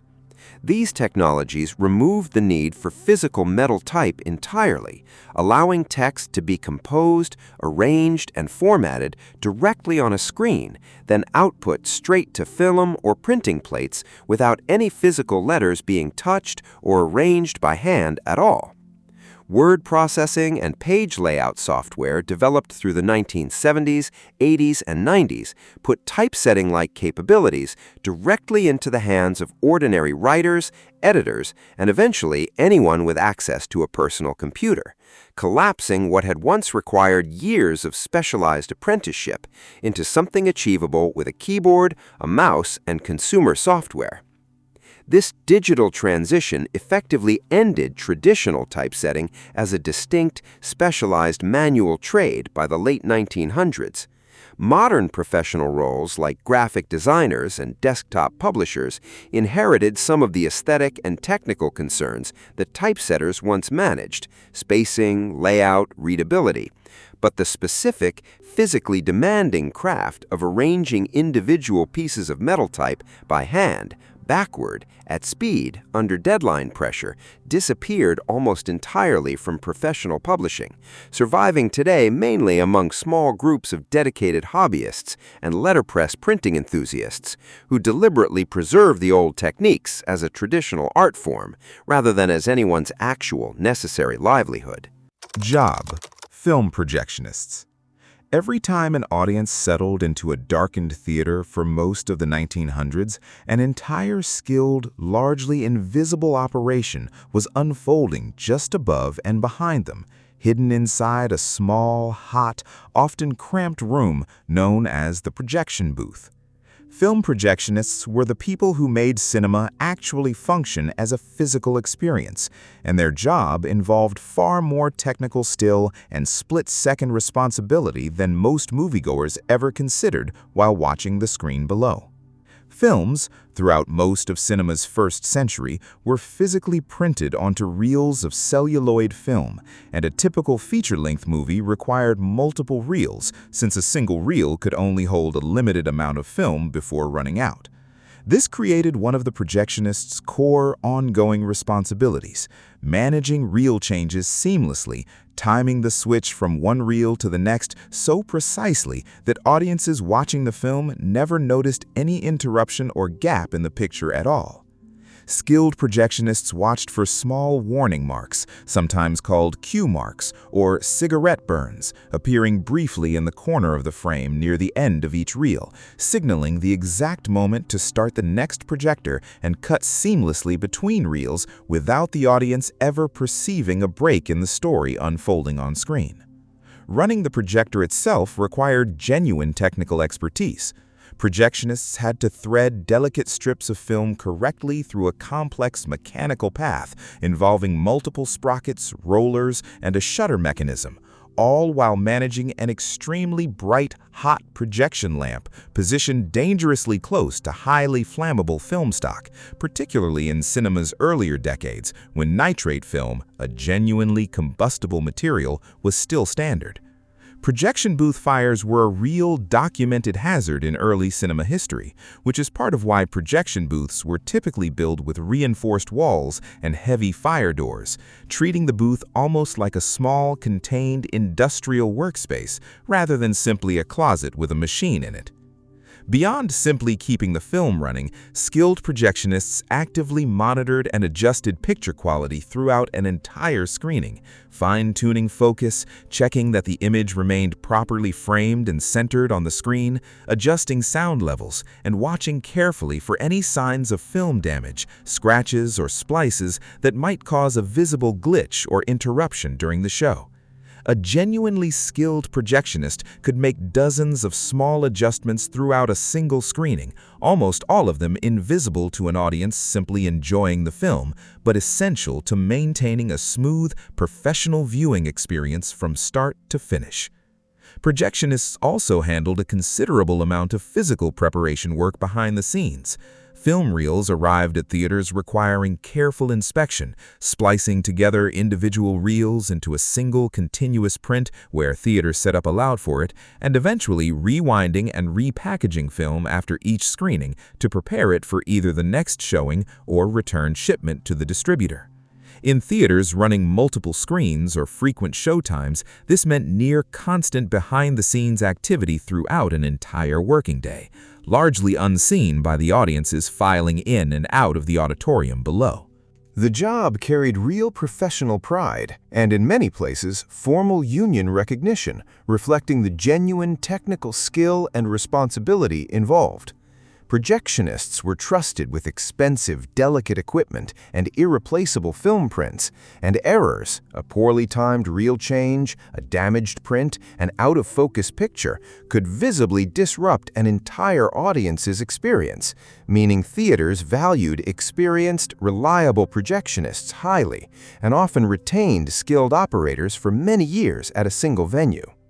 The profession's transformation began accelerating significantly through the late 1990s and early 2000s with the gradual introduction of digital cinema projection systems, which replaced physical film reels entirely with digital files, delivered to theaters on hard drives or, increasingly, via secure digital transmission rather than physical shipment.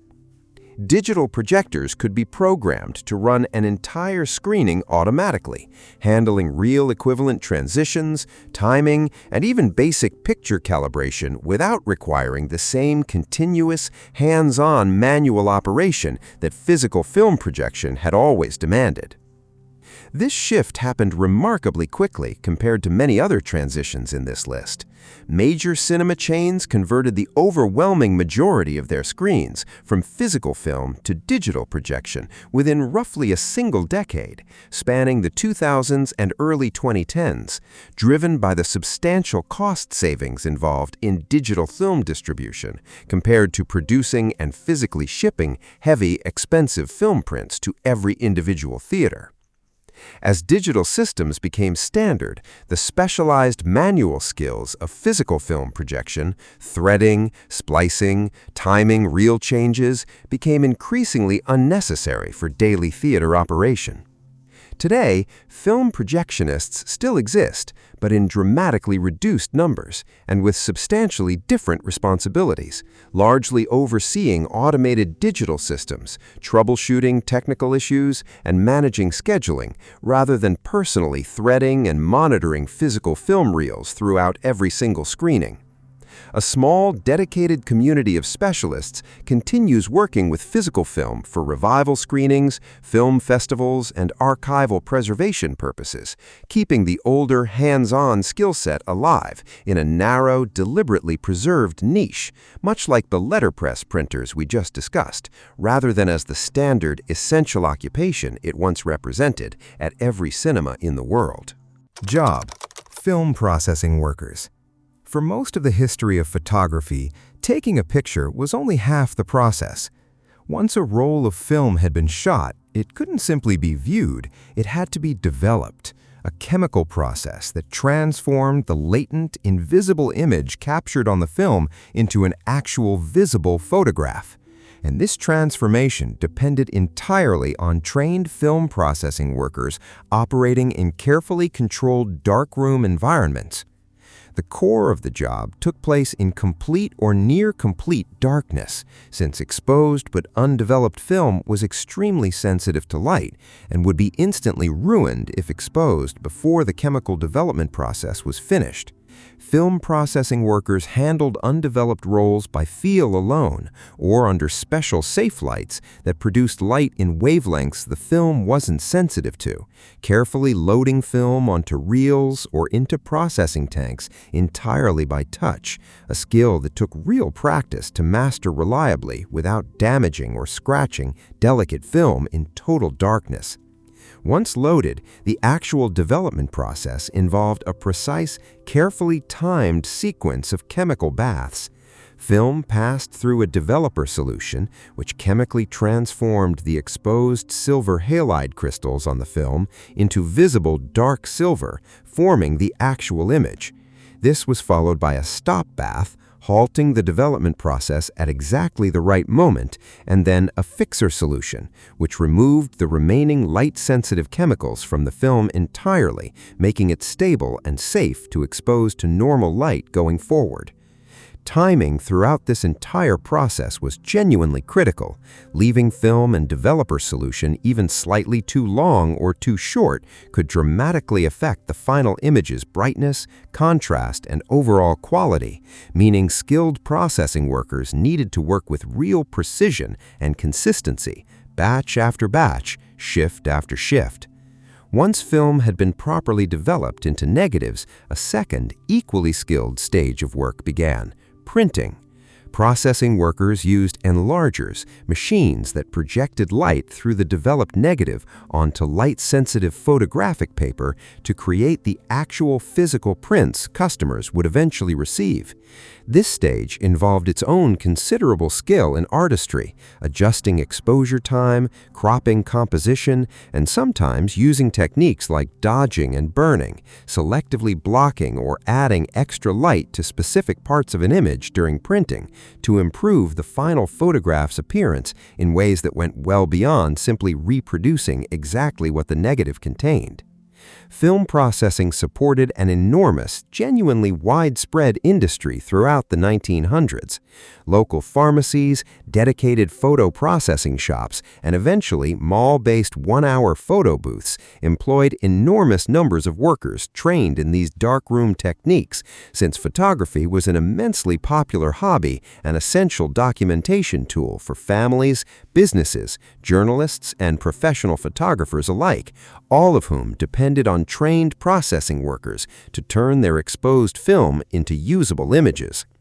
Major processing companies operated large, centralized labs handling enormous volumes of film, while local shops offered a more community-oriented, personal processing service, often with same-day or next-day turnaround time becoming an increasingly important competitive feature through the later decades of the 1900s. This was, importantly, considered a legitimate technical trade requiring real training, not simply an unskilled task.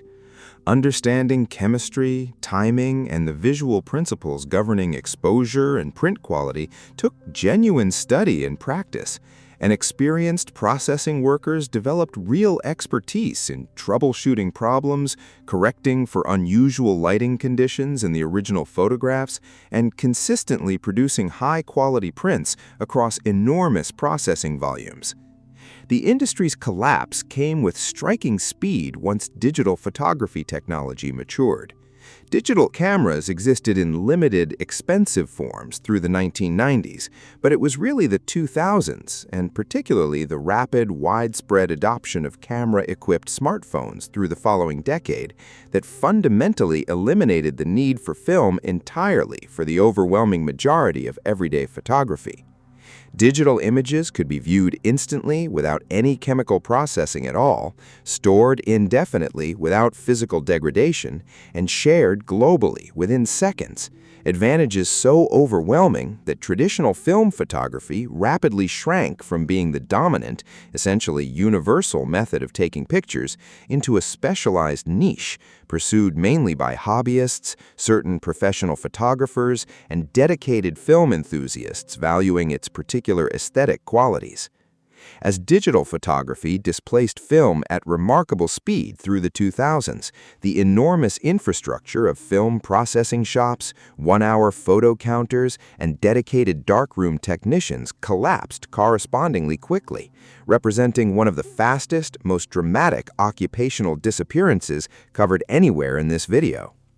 Major photography companies that had built their entire business models around film and processing, most famously Kodak, struggled enormously to adapt, and companies once considered untouchable giants of the photography industry saw their core business essentially evaporate within roughly a single decade.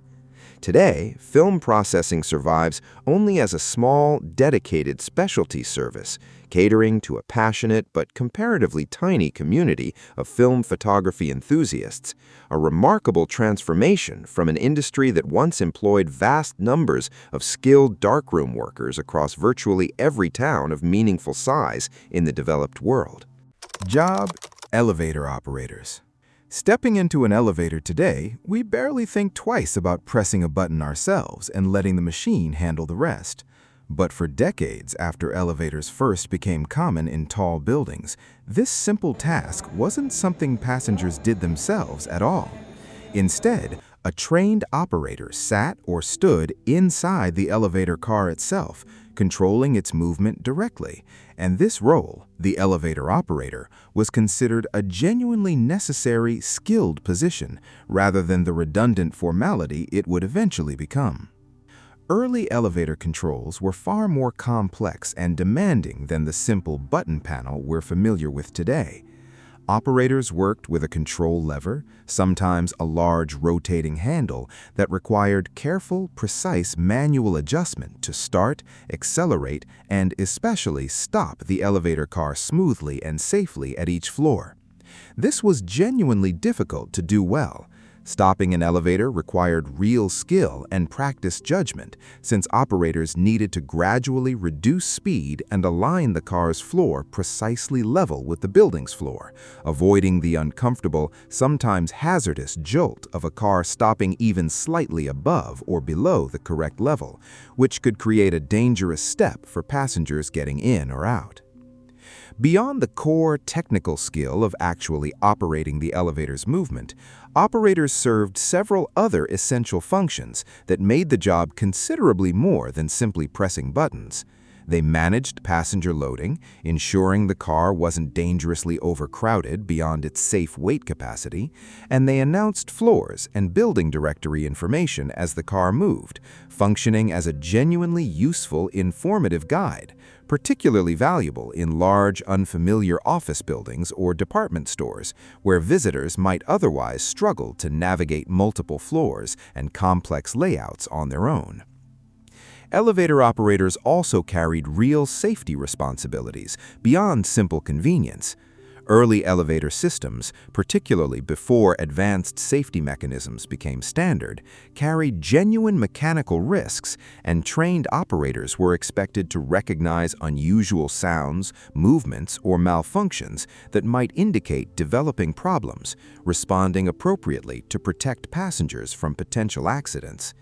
In many buildings, this safety-focused responsibility was taken seriously enough that elevator operators received formal training and certification, reflecting genuine recognition of the technical and safety-related skill the job actually demanded. Beyond the practical, technical elements, elevator operators in many prestigious buildings, particularly luxury hotels, department stores, and high-end office towers, became associated with a certain polished, professional service standard. Well-regarded operators were expected to maintain courteous, pleasant interactions with passengers throughout often repetitive, physically confined shifts, riding the same short vertical journey dozens or even hundreds of times throughout a single working day, requiring genuine patience and consistent professionalism, despite the fundamentally repetitive nature of the work itself. The path toward automation began gradually through the mid-1900s as elevator manufacturers developed increasingly sophisticated automatic control systems capable of handling acceleration, deceleration, and precise floor leveling without requiring a skilled human operator directly managing the controls. Early automatic elevator technology actually existed considerably earlier than most people assume, but widespread public trust in fully automatic elevators, operating without any human supervision at all, took real time to develop, since passengers accustomed to trained human operators were initially hesitant to trust an elevator's safety entirely to an unsupervised machine. This hesitation proved to be a genuinely significant obstacle to adoption, arguably more significant than the underlying technology itself. Elevator manufacturers and building owners had to actively work to convince a skeptical public that automatic elevators were safe and reliable, sometimes through targeted advertising campaigns specifically designed to build passenger confidence in self-operated elevator systems.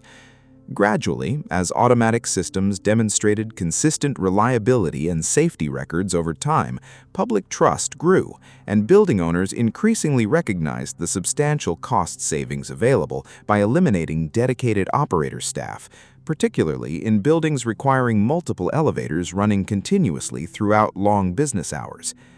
By the 1950s and 60s, automatic elevator systems had become dramatically more common, and the widespread employment of dedicated human elevator operators declined correspondingly throughout the following decades. The transition happened gradually rather than in one dramatic sweep, with certain prestigious buildings, luxury hotels, and department stores retaining human operators considerably longer than typical office buildings, partly for genuine practical reasons in very high-trafficked buildings, and partly simply as a mark of old-fashioned prestige and personalized service that some establishments deliberately chose to preserve. Today, dedicated elevator operators have essentially disappeared from ordinary daily use in the vast majority of buildings worldwide, though a small number persist in specific, deliberately preserved contexts. Certain historic buildings, particular luxury establishments maintaining the practice as a nostalgic service touch, and a handful of extremely tall or complex buildings where a human attendant still provides genuine practical value, directing heavy passenger traffic. For the overwhelming majority of us, though, the elevator operator survives only as a familiar image from old films and photographs, a uniformed figure standing beside a lever, quietly representing yet another job that automation eventually made simple enough for anyone to do for themselves with the press of a single button. Jobs, typists, and stenographers.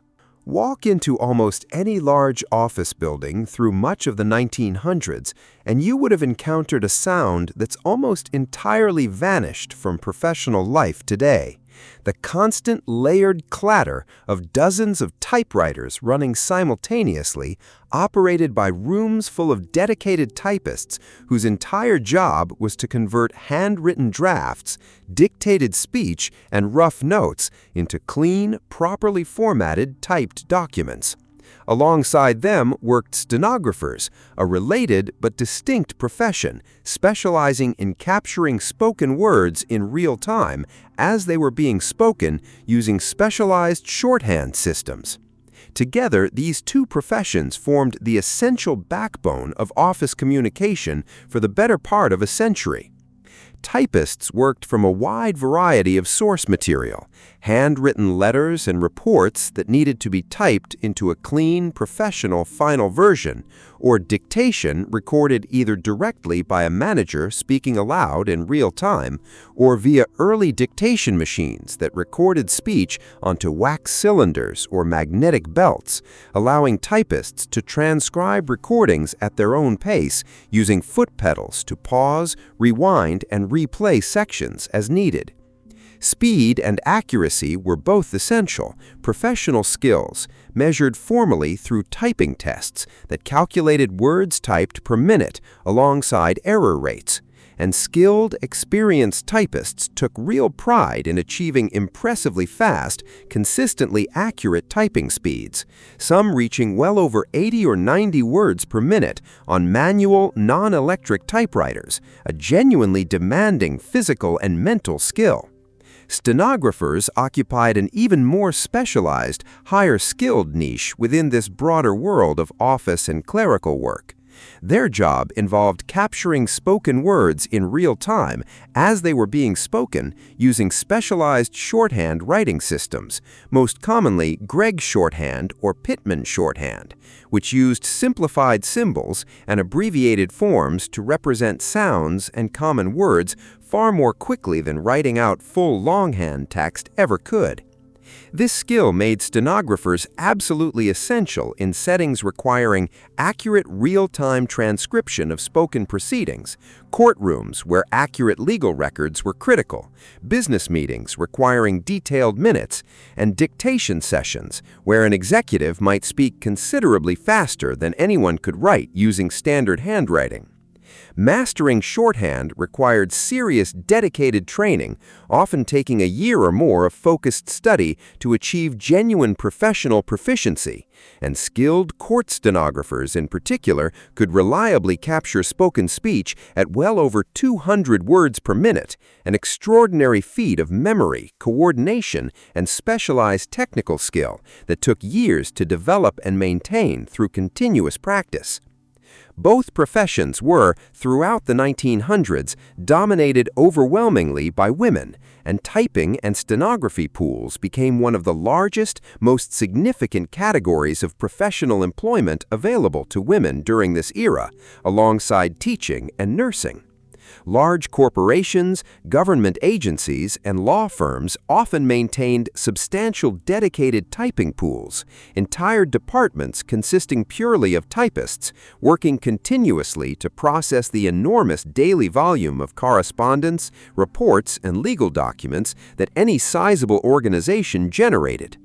This work, while essential and genuinely skilled, was frequently underpaid and undervalued relative to its actual importance to daily business operations, reflecting broader gender-based wage disparities that persisted throughout this era of office work. The profession's foundational technology, the manual typewriter, remains largely unchanged in its basic mechanical principles for decades, though electric typewriters, introduced more widely through the mid-1900s, did meaningfully reduce the physical strain involved in typing for extended periods, requiring less forceful keystrokes than fully mechanical machines had demanded. The truly transformative disruption arrived with the personal computer and word processing software, developed and popularized rapidly through the 1980s and into the 1990s. Word processors offered capabilities that fundamentally changed the nature of typing and document preparation. The ability to edit text without retyping an entire page from scratch, to save and reuse documents electronically, and eventually to send finished documents instantly via email rather than requiring physical delivery. These capabilities didn't just improve typing efficiency incrementally, they eliminated the need for a dedicated, specialized typing profession almost entirely, since word processing software made competent typing skill something any office worker could reasonably develop and use directly themselves, rather than requiring a separate, specialized typist to handle document preparation on their behalf. Stenography followed a somewhat different, more gradual decline, since court reporting and certain specialized real-time transcription needs continued to value stenographic skill considerably longer than general office typing did. Voice recognition software and audio recording technology gradually reduced demand even in these specialized areas over subsequent decades, though skilled court stenographers, now typically using specialized stenotype machines rather than traditional pen and paper shorthand, do still exist today in considerably smaller numbers, representing one of the more durable remnants of this once massive profession. By the early 2000s, the large, dedicated typing pools that had once defined office work throughout the 1900s had essentially disappeared, replaced by a world where typing became simply an ordinary, universal skill embedded directly into virtually every professional role, rather than a distinct, specialized profession in its own right, marking one of the more complete occupational transformations covered anywhere in this video. Job: Telegraph Operators. Earlier in this video, we met the Telegraph Messenger, the young courier who physically carried a written telegram those final few miles to someone's door. But before any message could reach a messenger's hands, it first had to travel across enormous distances through nothing more than a wire and a pulse of electricity. And translating that flow of electrical signals into readable language and back again was the job of an entirely different, more technically specialized worker, the telegraph operator. The telegraph itself represented a genuinely revolutionary technology when it emerged in the mid-1800s. For the very first time in human history, a message could travel across a continent, or eventually an ocean, in minutes, rather than the days or weeks required by physical transport, on horseback, by train, or by ship. But this remarkable capability depended entirely on a coded language, Morse code, a system of short and long electrical pulses, dots and dashes, representing letters and numbers, and someone had to be skilled enough to translate ordinary written language into this code, transmit it accurately across the wire, and then, on the receiving end, listen to and correctly interpret an incoming stream of clicks and pauses back into readable words. This was genuinely demanding cognitive and physical work, requiring years of dedicated practice to master properly. Operators sent messages using a telegraph key, a simple switch-like device that operators tapped in precise, carefully timed patterns to produce the correct sequence of dots and dashes for each letter. On the receiving end, skilled operators didn't read incoming messages by watching a printed tape, as popular imagination sometimes assumes. The fastest, most skilled operators learned to interpret Morse code purely by sound, listening to the rhythmic pattern of clicks coming through a sounder device, and translating that pattern directly into words in their head, writing the message down as fast as it arrived, essentially performing real-time simultaneous translation between electrical pulses and human language. Achieving genuine proficiency at this skill took considerable time and dedicated practice, and telegraph operators were rated by their sending and receiving speed, measured in words per minute, with the most highly skilled, experienced operators capable of sending and receiving at remarkably high speeds, some reaching well over 40 words per minute of continuous, accurate Morse code, an impressive feat of sustained concentration and physical dexterity. Telegraph operators worked in a wide variety of settings, each with its own particular demands. Railway telegraph operators worked at train stations along rail lines, playing an absolutely critical safety role by coordinating train schedules and movements across single-track lines, where accurate, timely communication between stations could genuinely mean the difference between trains passing safely or colliding catastrophically. Newspaper telegraph operators worked under constant deadline pressure, receiving breaking news dispatches from correspondents in distant cities and transcribing them rapidly enough to make tight publication deadlines. Maritime telegraph operators, and later radio operators performing a closely related function, worked aboard ships, maintaining crucial communication links with shore stations and other vessels, a role that became famous and tragically significant during events like the sinking of the Titanic, where wireless telegraph operators played a direct, documented role in summoning nearby ships to the rescue. Government and military telegraph operators handled enormously sensitive communications, particularly during wartime, when telegraph networks became essential infrastructure for coordinating troop movements, relaying urgent strategic information, and maintaining communication across vast military campaigns, spanning huge distances. This made skilled telegraph operators genuinely valuable, sometimes strategically vital personnel, particularly during major conflicts like the American Civil War and both World Wars, where reliable, fast communication offered real, tangible military advantages. Beyond pure technical skill, telegraph operators developed their own distinctive professional culture. Experienced operators could often recognize each other's individual fist, the personal rhythm and style with which a particular operator topped out Morse code, similar to recognizing someone's handwriting, allowing operators working the same lines regularly to identify exactly who was sending a message before any formal identification was even exchanged. This created a genuine sense of professional community among operators working across vast geographic distances, connected only by wire and shared technical skill, corresponding informally with each other during quiet periods, much as modern workers might chat during downtime, despite never actually meeting in person. The telegraph operators' gradual decline mirrored the broader decline of the telegraph system itself, unfolding roughly over a century as newer communication technologies steadily encroached on the telegraph's core advantages. The telephone, as we discussed earlier regarding switchboard operators, offered ordinary people direct, real-time voice communication without requiring specialized coding skill at all, dramatically reducing everyday demand for telegraph services as telephone networks expanded through the early and mid-1900s. Radio communication offered additional flexibility, particularly for maritime and military use, gradually supplementing and eventually largely replacing traditional wired telegraph systems in many specialized applications. The final, most complete blow arrived with the development of digital communication technology through the later 1900s and into the 2000s.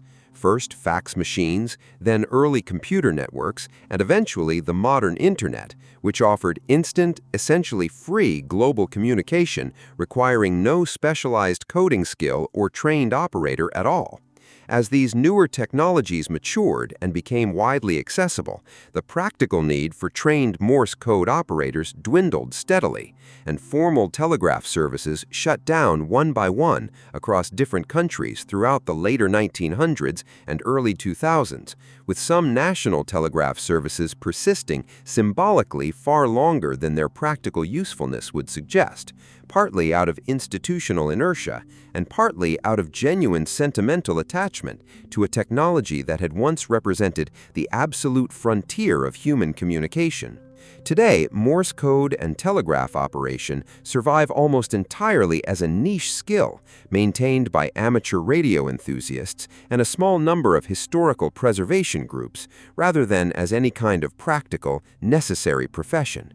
It stands as perhaps one of the most complete transformations in this entire video, a skill that once connected continents, saved lives at sea, and coordinated entire wars, reduced within a single human lifetime to a hobbyist's pursuit, quietly demonstrating just how thoroughly a technology considered utterly indispensable in one era can become almost entirely unnecessary in the next.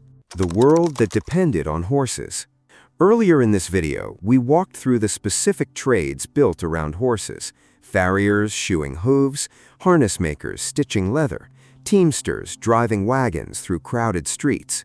But to really understand just how significant the automobile's arrival actually was, it helps to zoom out from those individual jobs and look at just how deeply, completely dependent the entire structure of society was on horses, as a single point of failure running underneath almost every part of daily life. Start with transportation itself, since nothing moved anywhere without a horse involved somewhere in the process. Personal travel, whether by private carriage, hired hackney cab, or public stagecoach, depended entirely on horses, meaning the practical speed limit of human travel for most of history was quite literally however fast a horse could comfortably sustain over a given distance.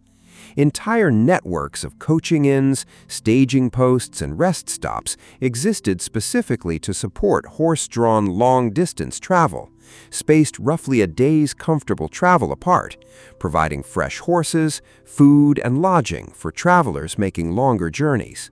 This wasn't a minor convenience industry. It was essential infrastructure, as fundamental to long-distance travel as gas stations and airports are today. Agriculture depended just as completely on horsepower, particularly before mechanized farm equipment became widespread. Plowing fields, pulling harvesting equipment, and hauling produce to market all relied on draft horses, animals specifically bred for strength and stamina rather than speed. An individual farm's productive capacity was directly, measurably tied to how many working horses it could afford to feed, house, and maintain, meaning horses functioned as a genuine capital investment, not unlike owning agricultural machinery today, requiring ongoing care, veterinary attention, and eventual replacement as animals aged out of productive working life. Trade and commerce, too, moved entirely on horsepower. Goods traveled from factories to ports, from farms to markets, and from warehouses to shops, almost exclusively via horse-drawn wagons and carts, meaning the entire supply chain underlying any city's economy depended on a functioning, healthy population of working horses and the drivers who managed them. Delivery services of every kind, milk delivery, mail delivery, general goods delivery, ran on horse-drawn routes that mirrored, in structure, the delivery van and truck routes that would eventually replace them. Warfare represented perhaps the most historically dramatic dependence on horses. For literally thousands of years, cavalry represented a decisive, often war-winning military advantage, and even as warfare modernized through the 1800s and into the early 1900s, horses remained absolutely essential for pulling artillery, transporting supplies, and moving troops and equipment across terrain that early motorized vehicles often couldn't reliably handle. Remarkably, even World War I and World War II, conflicts we tend to associate strongly with tanks, airplanes, and modern mechanized weaponry, still relied enormously on horses for logistics and transport behind the front lines, with millions of horses serving and dying alongside soldiers throughout both conflicts. City life itself was structured around accommodating horses in ways that are easy to forget entirely today. Streets were designed with horse traffic specifically in mind. Watering troughs were installed at regular intervals throughout cities for public use, and, as we touched on earlier, the sheer volume of manure produced by thousands of working city horses created genuine, serious urban sanitation challenges, employing dedicated street cleaning crews and even inspiring, in the late 1800s, genuine public anxiety about cities someday being buried under horse waste if the growing urban horse population continued expanding unchecked, a concern historians sometimes refer to as the Great Horse Manure Crisis. Given just how deeply and completely horses were woven into essentially every functional layer of society, transportation, agriculture, trade, warfare, and basic urban infrastructure, it becomes much easier to understand why the automobile's arrival represented such a genuinely seismic economic and social shift, rather than simply a convenient new gadget for wealthy early adopters. The automobile didn't just compete with horses for a single narrow task, personal transportation. It gradually displaced an entire deeply interconnected economic and social system that had structured daily life for literally thousands of years, touching nearly every profession, every piece of urban infrastructure, and every supply chain that kept society functioning. This is really the broader lesson worth sitting with as we move through the rest of this video. The disappearance of a job is rarely just about that one specific role vanishing in isolation. It's usually a visible symptom of an entire underlying system, often one so deeply embedded in daily life that people barely noticed its scale, quietly being replaced by something fundamentally different underneath the surface. The world before refrigerators. We've already met the ice harvesters who cut frozen lakes into blocks and the ice men who delivered those blocks door to door. But ice was really just one piece of a much larger, more resourceful puzzle that people had to solve for literally thousands of years before electric refrigeration existed. How do you keep food from spoiling when you have no reliable way to keep it cold? The most widespread, ancient solution was salt. Salting meat and fish, packing it thoroughly with salt to draw out moisture and create an environment hostile to the bacteria that cause spoilage, allowed food to be preserved for months, sometimes considerably longer, without any refrigeration at all.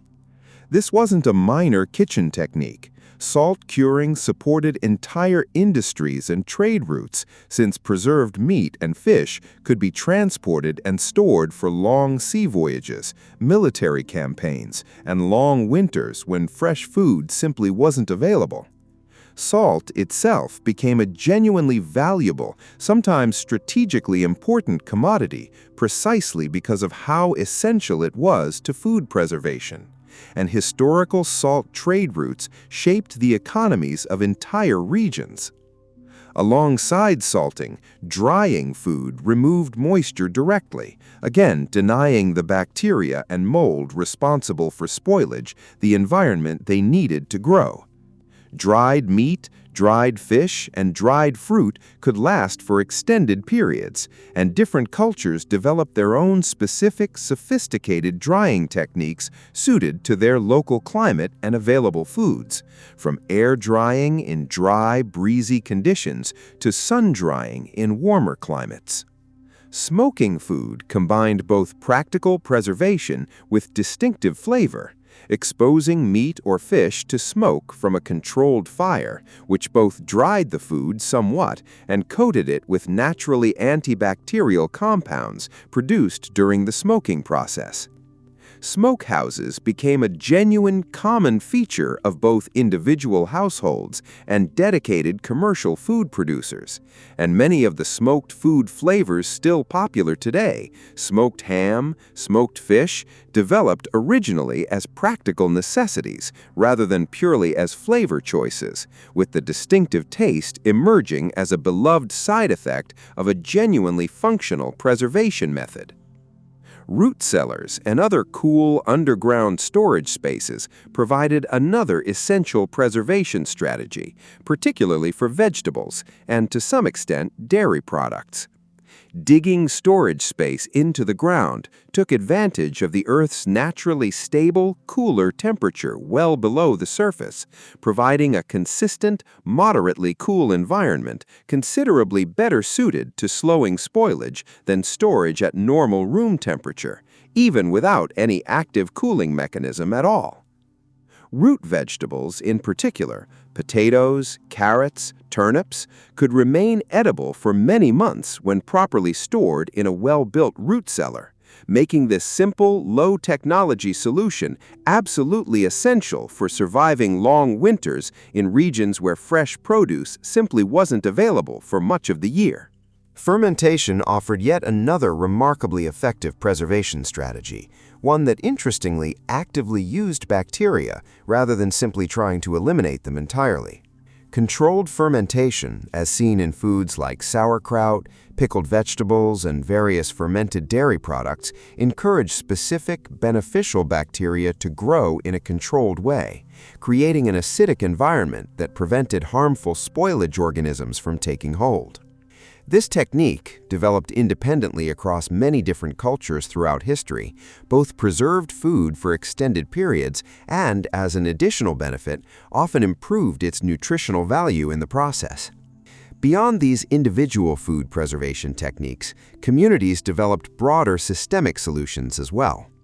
Regular, frequent trips to local markets became an absolute practical necessity in a world without refrigeration, since perishable food genuinely needed to be purchased and consumed within a day or two of purchase in most cases, fundamentally shaping daily household routines and requiring considerably more frequent shopping than most modern households, accustomed to weekly grocery trips and refrigerated storage, would find practical or convenient today. Livestock ownership offered another practical solution to the preservation problem.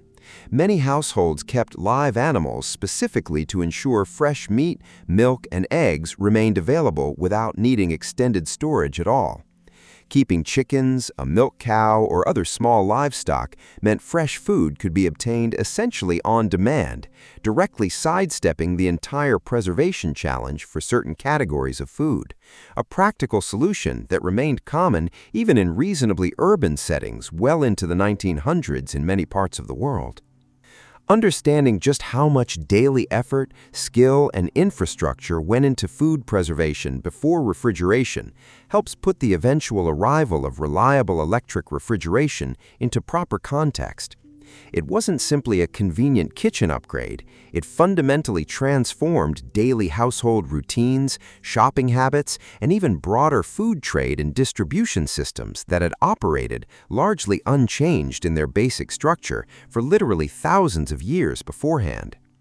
Once refrigeration became affordable and widespread, an enormous amount of accumulated human knowledge, salting techniques, smoking methods, root cellar construction, quietly shifted from being genuinely essential daily survival skills into something closer to traditional cultural practices, kept alive today mostly for flavor and heritage, rather than the pure, urgent necessity that originally created them. The world before electric streetlights. We've already met the lamplighter, walking city streets each evening lighting individual gas lamps by hand. But it's worth stepping back to appreciate just how significant a problem darkness itself represented for pre-electric cities, and just how much organized effort, technology, and skilled labor went into solving it, well beyond the single figure of the lamplighter walking his nightly route. Before any form of organized street lighting existed at all, cities after dark were genuinely, seriously dangerous places. Without light, navigating streets safely became difficult and hazardous in purely physical terms. Tripping over uneven paving, walking into obstacles, or simply losing your way entirely in unfamiliar districts. But darkness created a far more serious problem as well: crime. Poorly lit or entirely unlit streets provided ideal cover for robbery and violence, and city officials across history genuinely understood and repeatedly documented a direct, measurable relationship between adequate lighting and public safety, making organized street lighting a matter of genuine civic priority rather than simple aesthetic preference. Early attempts at solving this problem were remarkably basic by later standards. Some cities required individual households to hang a lit lantern outside their door during certain hours, creating a patchwork, inconsistent form of lighting that depended entirely on individual compliance and was, understandably, wildly unreliable in practice. Watchmen, predecessors to organized police forces, often carried their own lanterns while patrolling, providing a mobile, if limited, source of light and security, combined into a single figure walking prescribed routes through the darkness. The eventual shift toward organized municipal street lighting represented a genuinely significant civic infrastructure investment, one that many cities undertook specifically because the economic and social costs of unlit streets, reduced commerce after dark, increased crime, general public unease, had become impossible to ignore as cities grew larger and denser through the 1700s and 1800s. Oil lamps represented an early, meaningful improvement. Using various oils, whale oil was notably common for a period until over-harvesting and rising costs pushed cities toward alternatives, burned in glass-enclosed fixtures resistant to wind and weather. Gas lighting, once it became practical and widespread through the early and mid-1800s, represented a genuinely transformative leap forward. And it's worth appreciating just how much supporting infrastructure this actually required beyond simply the lamplighters we already discussed. Gas lighting depended on an entire underground network of pipes distributing gas throughout a city, meaning gasworks, the facilities actually producing gas, typically from coal, became essential civic infrastructure in their own right, employing workers to manufacture, store, and distribute gas throughout an increasingly complex citywide network. Maintaining this system required pipe fitters, gasworks employees, and inspectors checking for dangerous leaks, alongside the lamplighters who handled the final, visible task of actually lighting and extinguishing individual street lamps each day. The presence of reliable street lighting genuinely reshaped city life in ways that extended well beyond simple public safety. Evening commerce became considerably more viable once streets remained reasonably well lit after dark, supporting theaters, restaurants, and shops that could now reasonably expect customers willing to venture out after sunset. Social life itself gradually extended later into the evening as lit, reasonably safe streets made nighttime social activity considerably more appealing and practical than it had been throughout centuries of essentially unlit, genuinely hazardous darkness. The eventual transition to electric lighting, beginning with early arc lighting in the late 1800s and later more practical incandescent lighting through the early 1900s, offered clear compounding advantages over gas. Brighter, steadier illumination, reduced fire risk compared to open gas flames, and eventually, once electrical grids matured sufficiently, the ability to control lighting centrally or automatically, removing the need for individual manual lighting and extinguishing entirely. This transition, much like so many others we've explored throughout this video, unfolded gradually rather than instantly, with wealthy urban centers typically converting to electric lighting considerably earlier than smaller towns and poorer districts, which often continued relying on gas lighting and the lamplighters maintaining it for a meaningfully longer stretch of time. But the fundamental trajectory was unmistakable and, ultimately, irreversible. What had once required an entire dedicated civic system, gasworks, pipe networks, and daily human labor walking every single street each evening, eventually became something a city's electrical grid managed automatically, quietly, and largely invisibly in the background, with no need for anyone to walk a single step. The world before instant communication. To really appreciate what's been lost and gained in our current era of instant global communication, it helps to trace, step by step, exactly what it once took to get a single message from one person to another across any real distance. Today, we send a text message and think nothing of it arriving within seconds. But for nearly all of human history, moving a message from sender to receiver was a genuinely involved process, often depending on an entire chain of different people and systems working together, each one representing a job we've already met individually throughout this video. Imagine, for a moment, someone in the 1800s needing to send an important message to a relative living in a distant city. The most basic, universally available option was a written letter entrusted to the postal system. This itself depended on an enormous, largely invisible infrastructure. Mail sorters organizing enormous volumes of correspondence, mail coaches and later trains physically transporting letters across considerable distances, and finally letter carriers delivering mail directly to individual addresses. Depending on the distance involved, a letter might take days or even weeks to actually reach its destination, and this delay was simply an accepted, unavoidable fact of life that shaped how people communicated, planned, and maintained relationships across distance. For messages genuinely too urgent to wait for standard postal delivery, the telegraph offered a dramatically faster alternative. But as we explored earlier, this speed came with real complexity built into every step of the process. The sender first needed to physically travel to a telegraph office or send word to one and compose their message concisely, since telegrams were charged by the word, creating a genuine financial incentive toward brevity that shaped an entire distinctive style of clipped, economical telegraph writing. A trained telegraph operator then translated this written message into Morse code, tapping it out across the wire to a receiving telegraph office in or near the destination city, where a second telegraph operator listened to the incoming pulses and transcribed them back into readable written text.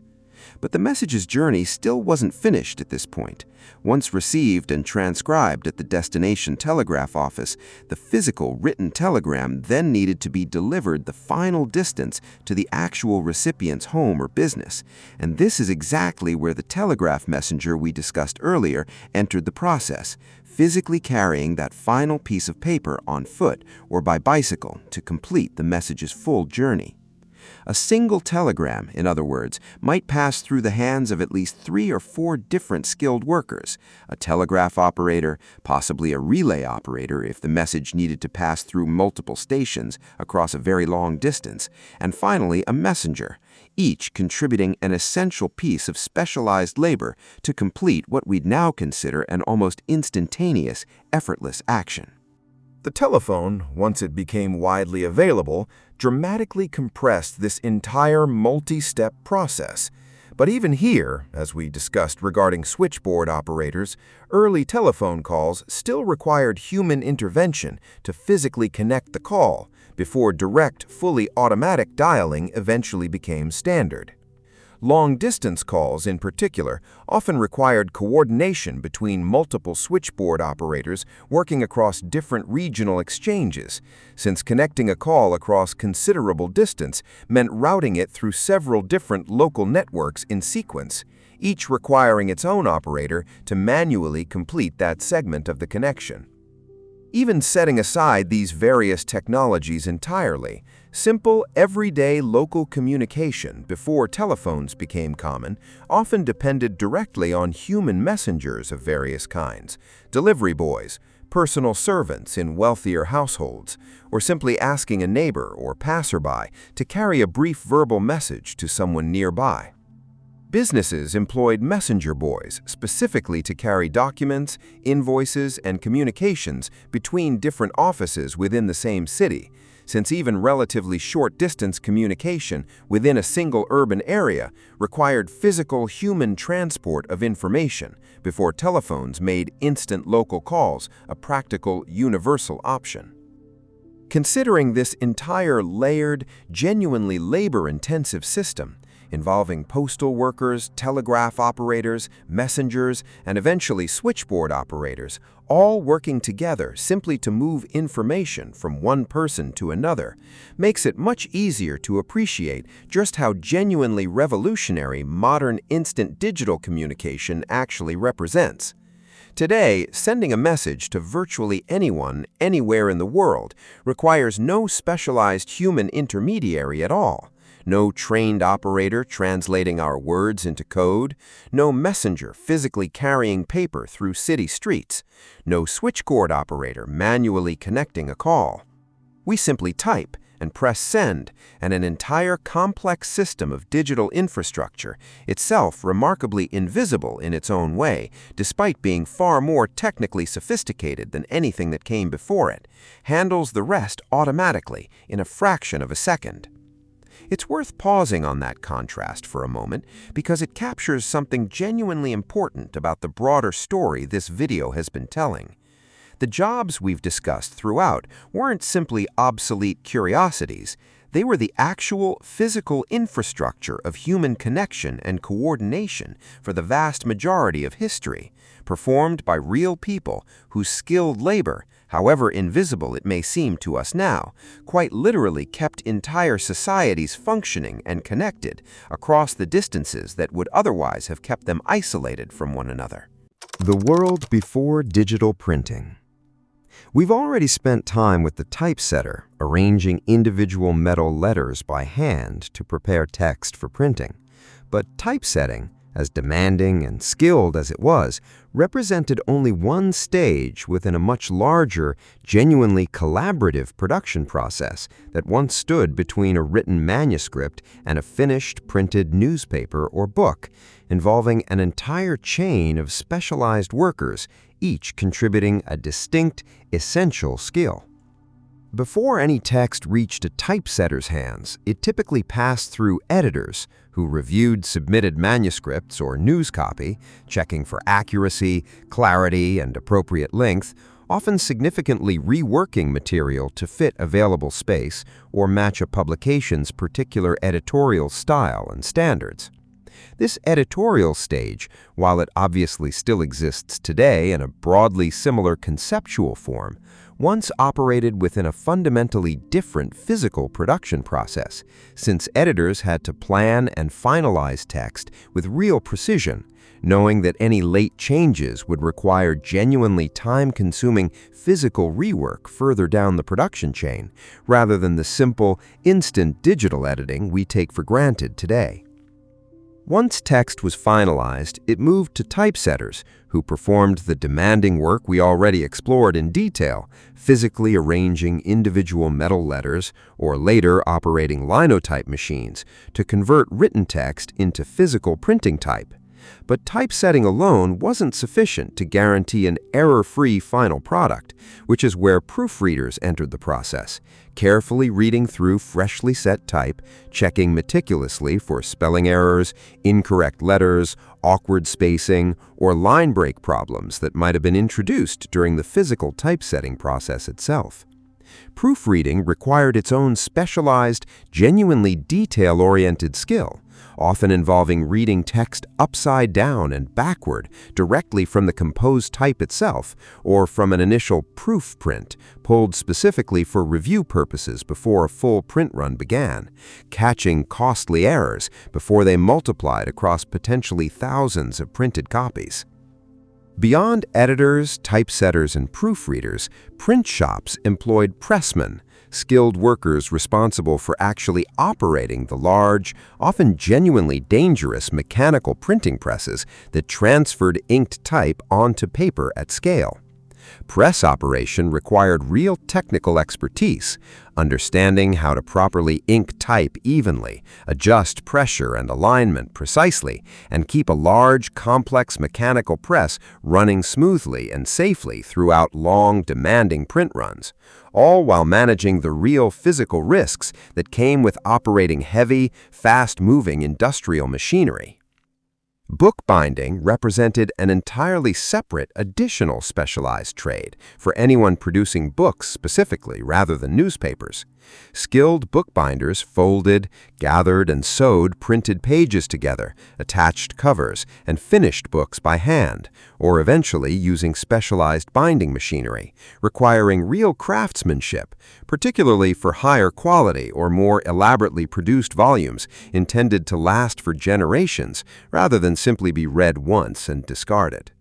Newspaper production in particular demanded remarkable coordination and speed across this entire chain of specialized workers, since news, unlike books, operated under constant, unforgiving daily deadlines. Editors, typesetters, proofreaders, and pressmen all needed to work in careful, well-coordinated sequence, often through overnight shifts, to ensure a newspaper's content was written, edited, set into type, proofread and fully printed in time for morning distribution, representing a genuinely impressive feat of coordinated human labor and craft skill repeated reliably every single day. The digital transformation of this entire traditional printing process, arriving through the later 1900s, didn't just affect typesetters, as we discussed earlier. It fundamentally reshaped and, in many cases, eliminated nearly every distinct role within this traditional production chain.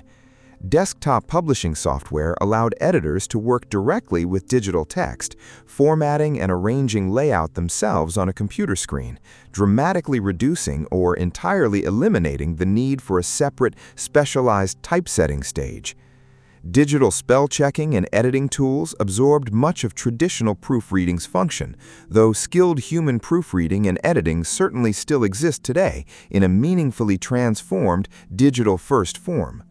Modern offset and digital printing technology, while still requiring skilled operators, dramatically reduced the specialized mechanical expertise and physical risk once required to safely and reliably operate traditional printing presses. By the late 1900s and early 2000s, the traditional, genuinely labor-intensive production chain that had once been absolutely necessary to produce any printed material, involving distinct teams of editors, typesetters, proofreaders, pressmen, and binders working in careful physical coordination, had been dramatically compressed and simplified by digital technology. Many of these functions still exist today in some meaningfully evolved form, but the specific, highly specialized manual trades that once defined traditional print production have largely disappeared, joining the long list of skilled human labor quietly absorbed into software running on a personal computer, doing in seconds what once required an entire coordinated team working through the night. The world before the modern office. We've already met the typists and stenographers who filled office buildings with the constant clatter of typewriters, and the human computers who performed complex calculations entirely by hand. But to really appreciate just how different office work once was, it helps to picture the entire physical environment these workers operated within. A world built almost completely around paper, manual record-keeping, and an enormous amount of coordinated human labor simply to keep information organized and moving through an organization. At the center of any pre-digital office sat an enormous, genuinely essential filing system, and the workers who maintained it, filing clerks. Every letter, invoice, contract, and internal memo generated by an organization needed to be physically filed, in the correct folder, within the correct drawer, within the correct cabinet, following an organizational system that filing clerks needed to understand thoroughly and apply with real consistency. This wasn't simple, unskilled busywork. A poorly organized filing system or a single misfiled document could mean genuinely important information became effectively lost within an organization, sometimes for years, since there was no search function to fall back on, only careful, systematic physical organization and a clerk's accurate memory of exactly where everything belonged. Large organizations, particularly government agencies, insurance companies, and banks, maintained absolutely enormous filing operations, sometimes occupying entire floors or dedicated buildings, employing sizable teams of filing clerks, working continuously simply to keep pace with the constant flow of new paper documents requiring proper filing, while simultaneously retrieving previously filed documents whenever someone within the organization needed to reference them. Retrieving a specific file could involve real, sometimes lengthy, physical searching, walking through rows of cabinets, checking cross-referenced index cards, and manually locating the correct physical folder before that information could actually be used or shared. Internal office communication depended heavily on messengers, sometimes called office boys, whose job involved physically carrying documents, memos, and messages between different departments or offices within a single organization, particularly in larger buildings where different departments might occupy entirely separate floors or even separate buildings across a city. Before internal telephone systems and much later email became standard, this physical person-to-person delivery represented the only practical way to move information reliably between different parts of a single organization, meaning even quite simple internal communication required real, ongoing human labor simply to physically transport paper from one desk to another. Financial record-keeping and calculation, before electronic calculators and computers, depended on dedicated bookkeepers and accounting clerks performing calculations largely by hand or with the assistance of mechanical adding machines, carefully maintaining ledgers that tracked an organization's finances with the kind of meticulous, error-intolerant precision that financial record-keeping has always demanded.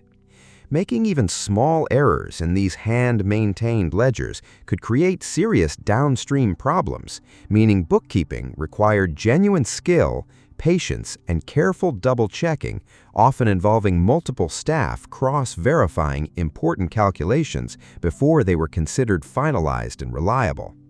Correspondence itself moved through its own dedicated internal process.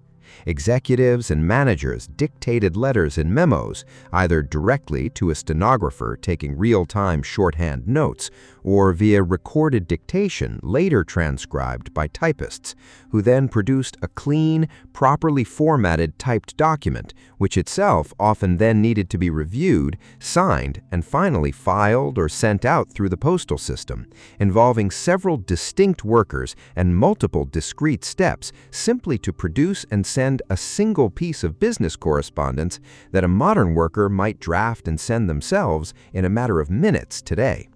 Beyond these individual roles, the pre-digital office depended on an enormous amount of physical infrastructure and supporting labor that's easy to overlook entirely from a modern vantage point.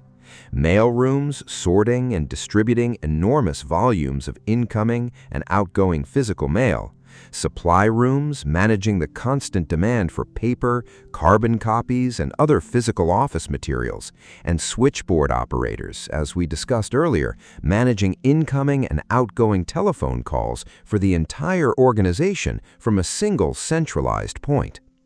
The arrival of personal computers, and particularly networked office computing through the 1980s and 1990s, fundamentally transformed this entire interconnected system, absorbing filing, correspondence, calculation, and internal communication into a single unified digital environment that any individual worker could largely manage directly themselves, without depending on entire dedicated teams of specialized support staff. Digital files replaced physical filing cabinets, email replaced internal messengers and much external correspondence, spreadsheet software replaced hand-maintained ledgers and dedicated calculation staff, and word processing absorbed typing and much of what stenography once handled.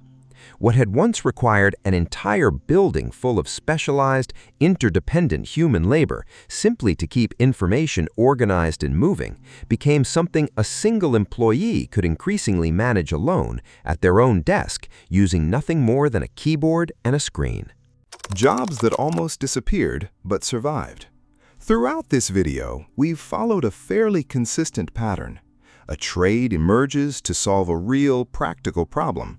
Technology eventually offers a better solution, and the original trade fades away, sometimes gradually, sometimes with surprising speed.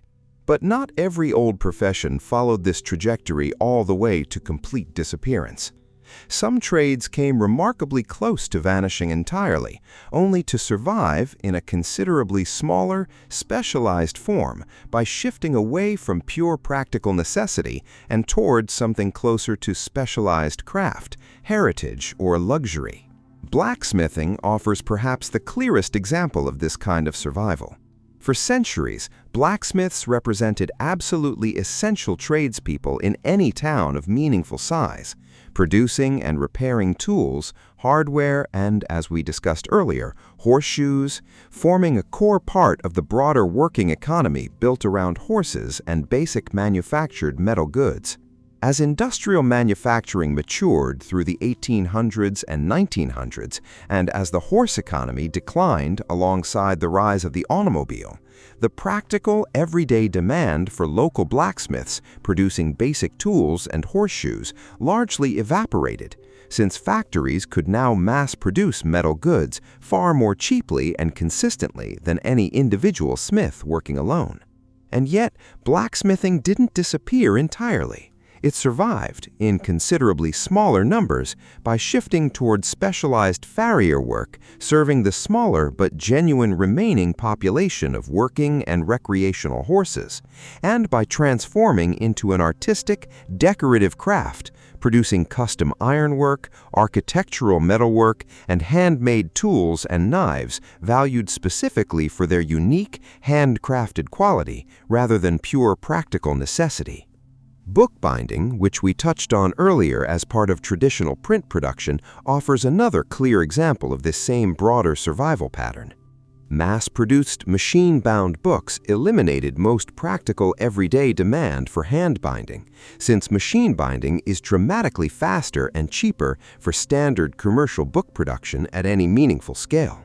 But hand bookbinding survived in a considerably smaller, specialized form, serving demand for restoration and repair of valuable historic books, custom-made luxury editions, and increasingly a genuine, dedicated hobbyist and small craft business community, valuing the distinctive tactile and aesthetic qualities of genuinely handmade books.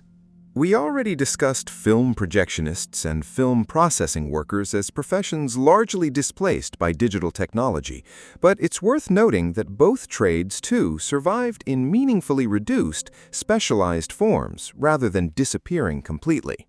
Film photography processing persists specifically because a genuine, passionate community of photographers continues valuing film's particular visual qualities enough to actively seek out and financially support specialized processing services, despite digital photography's overwhelming practical advantages for ordinary, everyday photography. Similarly, physical film projection persists specifically within revival cinema, film festivals, and archival preservation contexts, valued precisely because it represents an authentic, historically accurate viewing experience that digital projection, despite its practical advantages, simply cannot fully replicate. What connects all of these surviving trades is a genuinely important common pattern worth recognizing.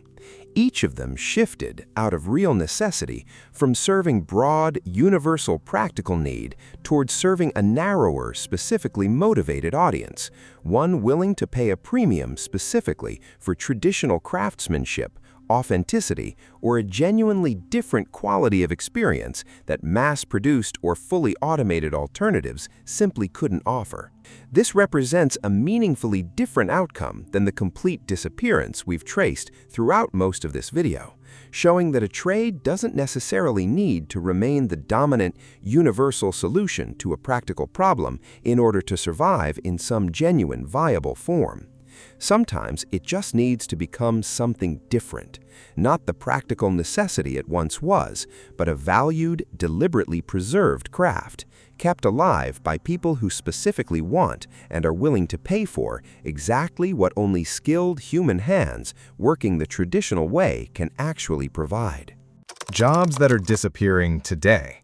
We've spent most of this video looking backwards, tracing jobs that already disappeared, sometimes decades ago, sometimes over a century ago. But it's worth turning that same lens toward the present, because the exact process we've been describing throughout this entire video, quiet, gradual, rarely announced with any real fanfare, is happening again right now, in our own lifetime, to jobs that currently still feel completely normal to us. Consider retail cashiers, a role that still employs enormous numbers of people worldwide, but one that's already visibly shrinking in scope as self-checkout machines become standard fixtures in grocery stores, pharmacies, and big-box retailers across much of the developed world. This transition follows the exact same pattern we traced repeatedly throughout this video. self-checkout technology didn't eliminate cashiers overnight, and many stores still maintain staffed checkout lanes alongside self-service options. But the overall proportion of transactions handled by a human cashier has been steadily, measurably declining for years, and it's genuinely reasonable to wonder whether within another generation or two, staffed checkout lanes might become the exception in most stores rather than the default, mirroring almost exactly how knocker-uppers and alarm clocks coexisted for decades before alarm clocks eventually, quietly, became the overwhelming standard. Toll booth operators offer another clear, currently unfolding example. Automated electronic toll collection systems using transponders or automatic license plate recognition have already replaced the vast majority of toll booth staff across many countries' highway systems, allowing vehicles to pass through toll points at full speed without needing to stop and interact with a human worker at all. This transition has happened with real speed over roughly the past 2 decades, and it's already reached the point where an entire generation of younger drivers has essentially never experienced handing cash directly to a toll booth operator, treating automated tolling as simply the normal, unremarkable way toll roads have always worked. Bank tellers represent a somewhat more gradual but similarly clear example of this ongoing pattern. ATMs began reducing routine demand for human tellers handling basic transactions, cash withdrawals, deposits, balance inquiries, decades ago, and this trend has only accelerated as online and mobile banking increasingly allow customers to handle even more complex banking tasks entirely without visiting a physical branch or interacting with a human employee at all. Bank branches themselves have been steadily consolidating and closing across many countries, reflecting this same underlying shift, even as certain specialized banking services, complex loans, financial advising, still meaningfully depend on direct human expertise and interaction. Manufacturing and warehouse work has undergone perhaps the most dramatic, visible transformation of all, as robotics and automated systems increasingly handle tasks, assembly, sorting, packaging, and even warehouse picking and transport that once required extensive human labor. Modern automated warehouses, particularly those built by major e-commerce companies, already rely heavily on robotic systems working alongside a considerably smaller human workforce than equivalent facilities would have required just a couple of decades earlier, representing a genuinely significant, ongoing shift in how physical goods move through modern supply chains. And then there's the technology reshaping creative and knowledge-based work more broadly. Generative artificial intelligence, which is already meaningfully changing how certain writing, translation, basic graphic design, and customer service tasks are handled, in ways that would have seemed like genuine science fiction only a decade or two ago. It's genuinely too early to know exactly how significantly or how completely these particular changes will ultimately unfold, since this technology remains actively developing even as this video is being made. But the underlying pattern feels distinctly familiar against everything else we've explored throughout this video. A new capability emerges, it initially supplements rather than fully replacing human workers, and then gradually its role within the underlying economic system expands, sometimes to the point where certain specific tasks that once reliably required a skilled human worker no longer do. What's genuinely worth reflecting on, bringing us back to where this video actually began, is that every single job we've discussed throughout this video once seemed completely permanent, completely ordinary, and thoroughly unremarkable to the people who depended on it, whether for income or for the practical service it provided them. Nobody employed as a knocker-upper in 1920 or a switchboard operator in 1950 was thinking of themselves as a curious historical footnote in the making. They were simply doing an ordinary, necessary job, exactly the way we think of retail work, driving, or office work today. Which raises a genuinely interesting, if slightly unsettling question worth sitting with as we close out this exploration. What jobs that feel completely normal to us right now, so thoroughly unremarkable that we rarely even think about them consciously, might someday be the subject of a video exactly like this one made 100 years from now? What trade currently employing millions of people might eventually be remembered, if it's remembered at all, as a strange historical curiosity, a job description that future audiences find genuinely difficult to imagine anyone doing for a living?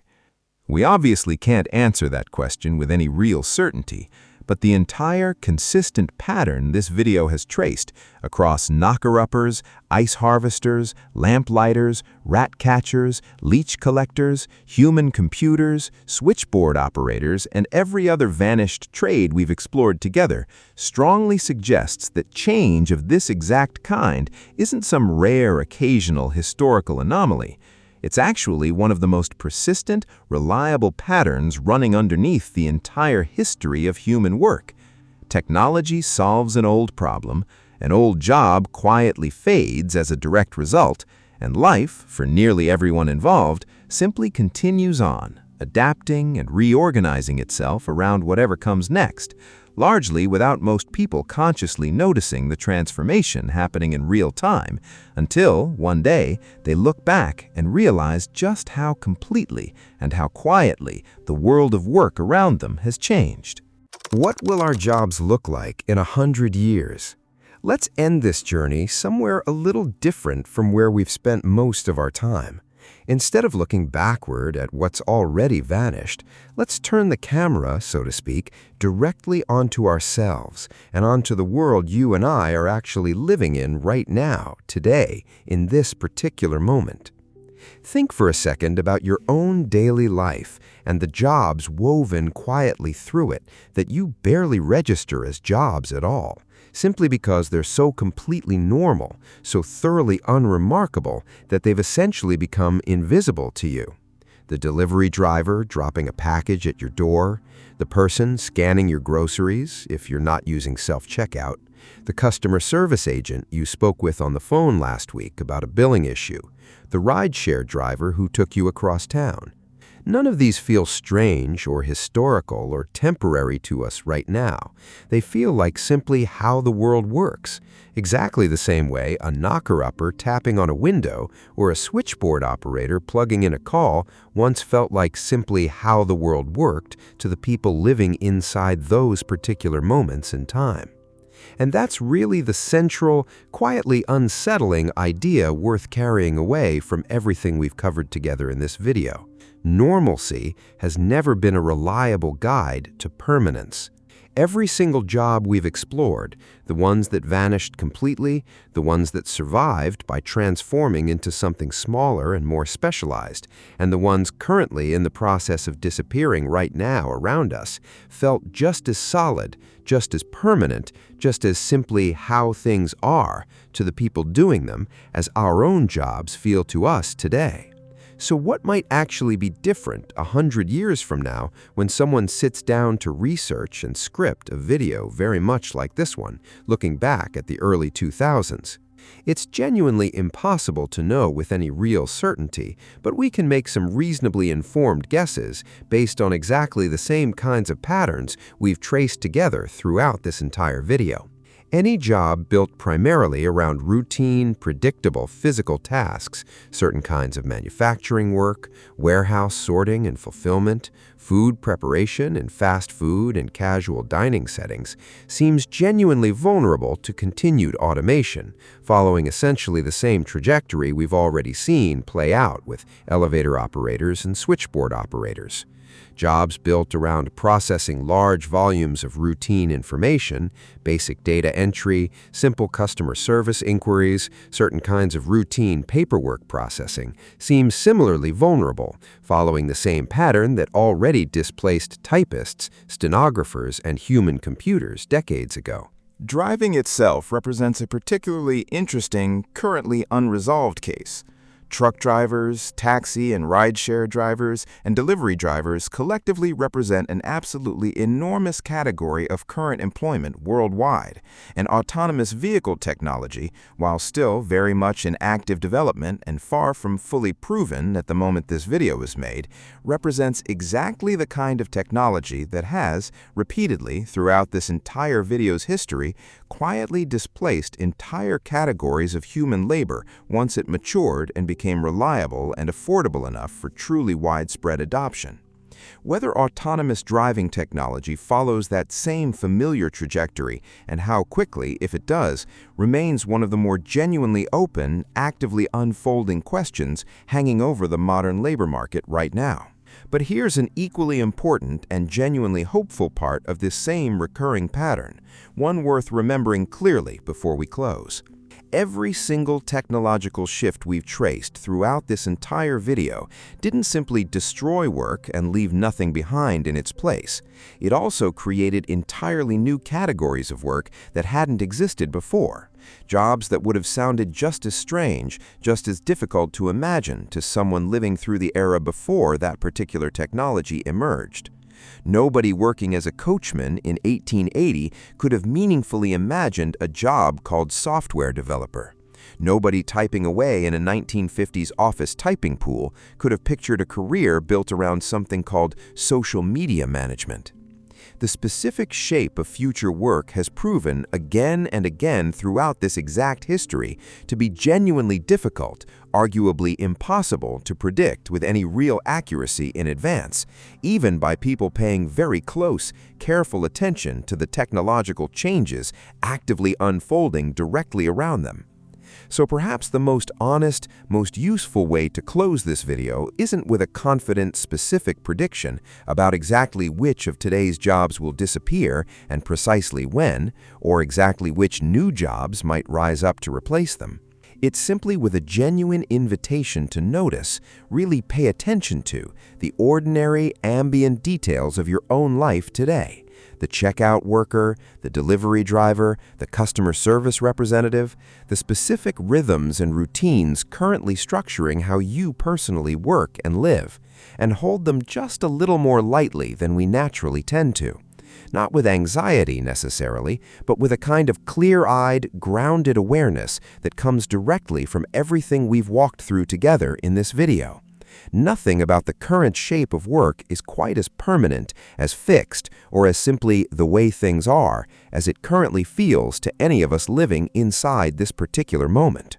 The knocker-upper tapping on windows in the fog, the ice harvester sawing frozen lakes into neat blocks, the switchboard operator connecting calls by hand. They didn't know their jobs were temporary either.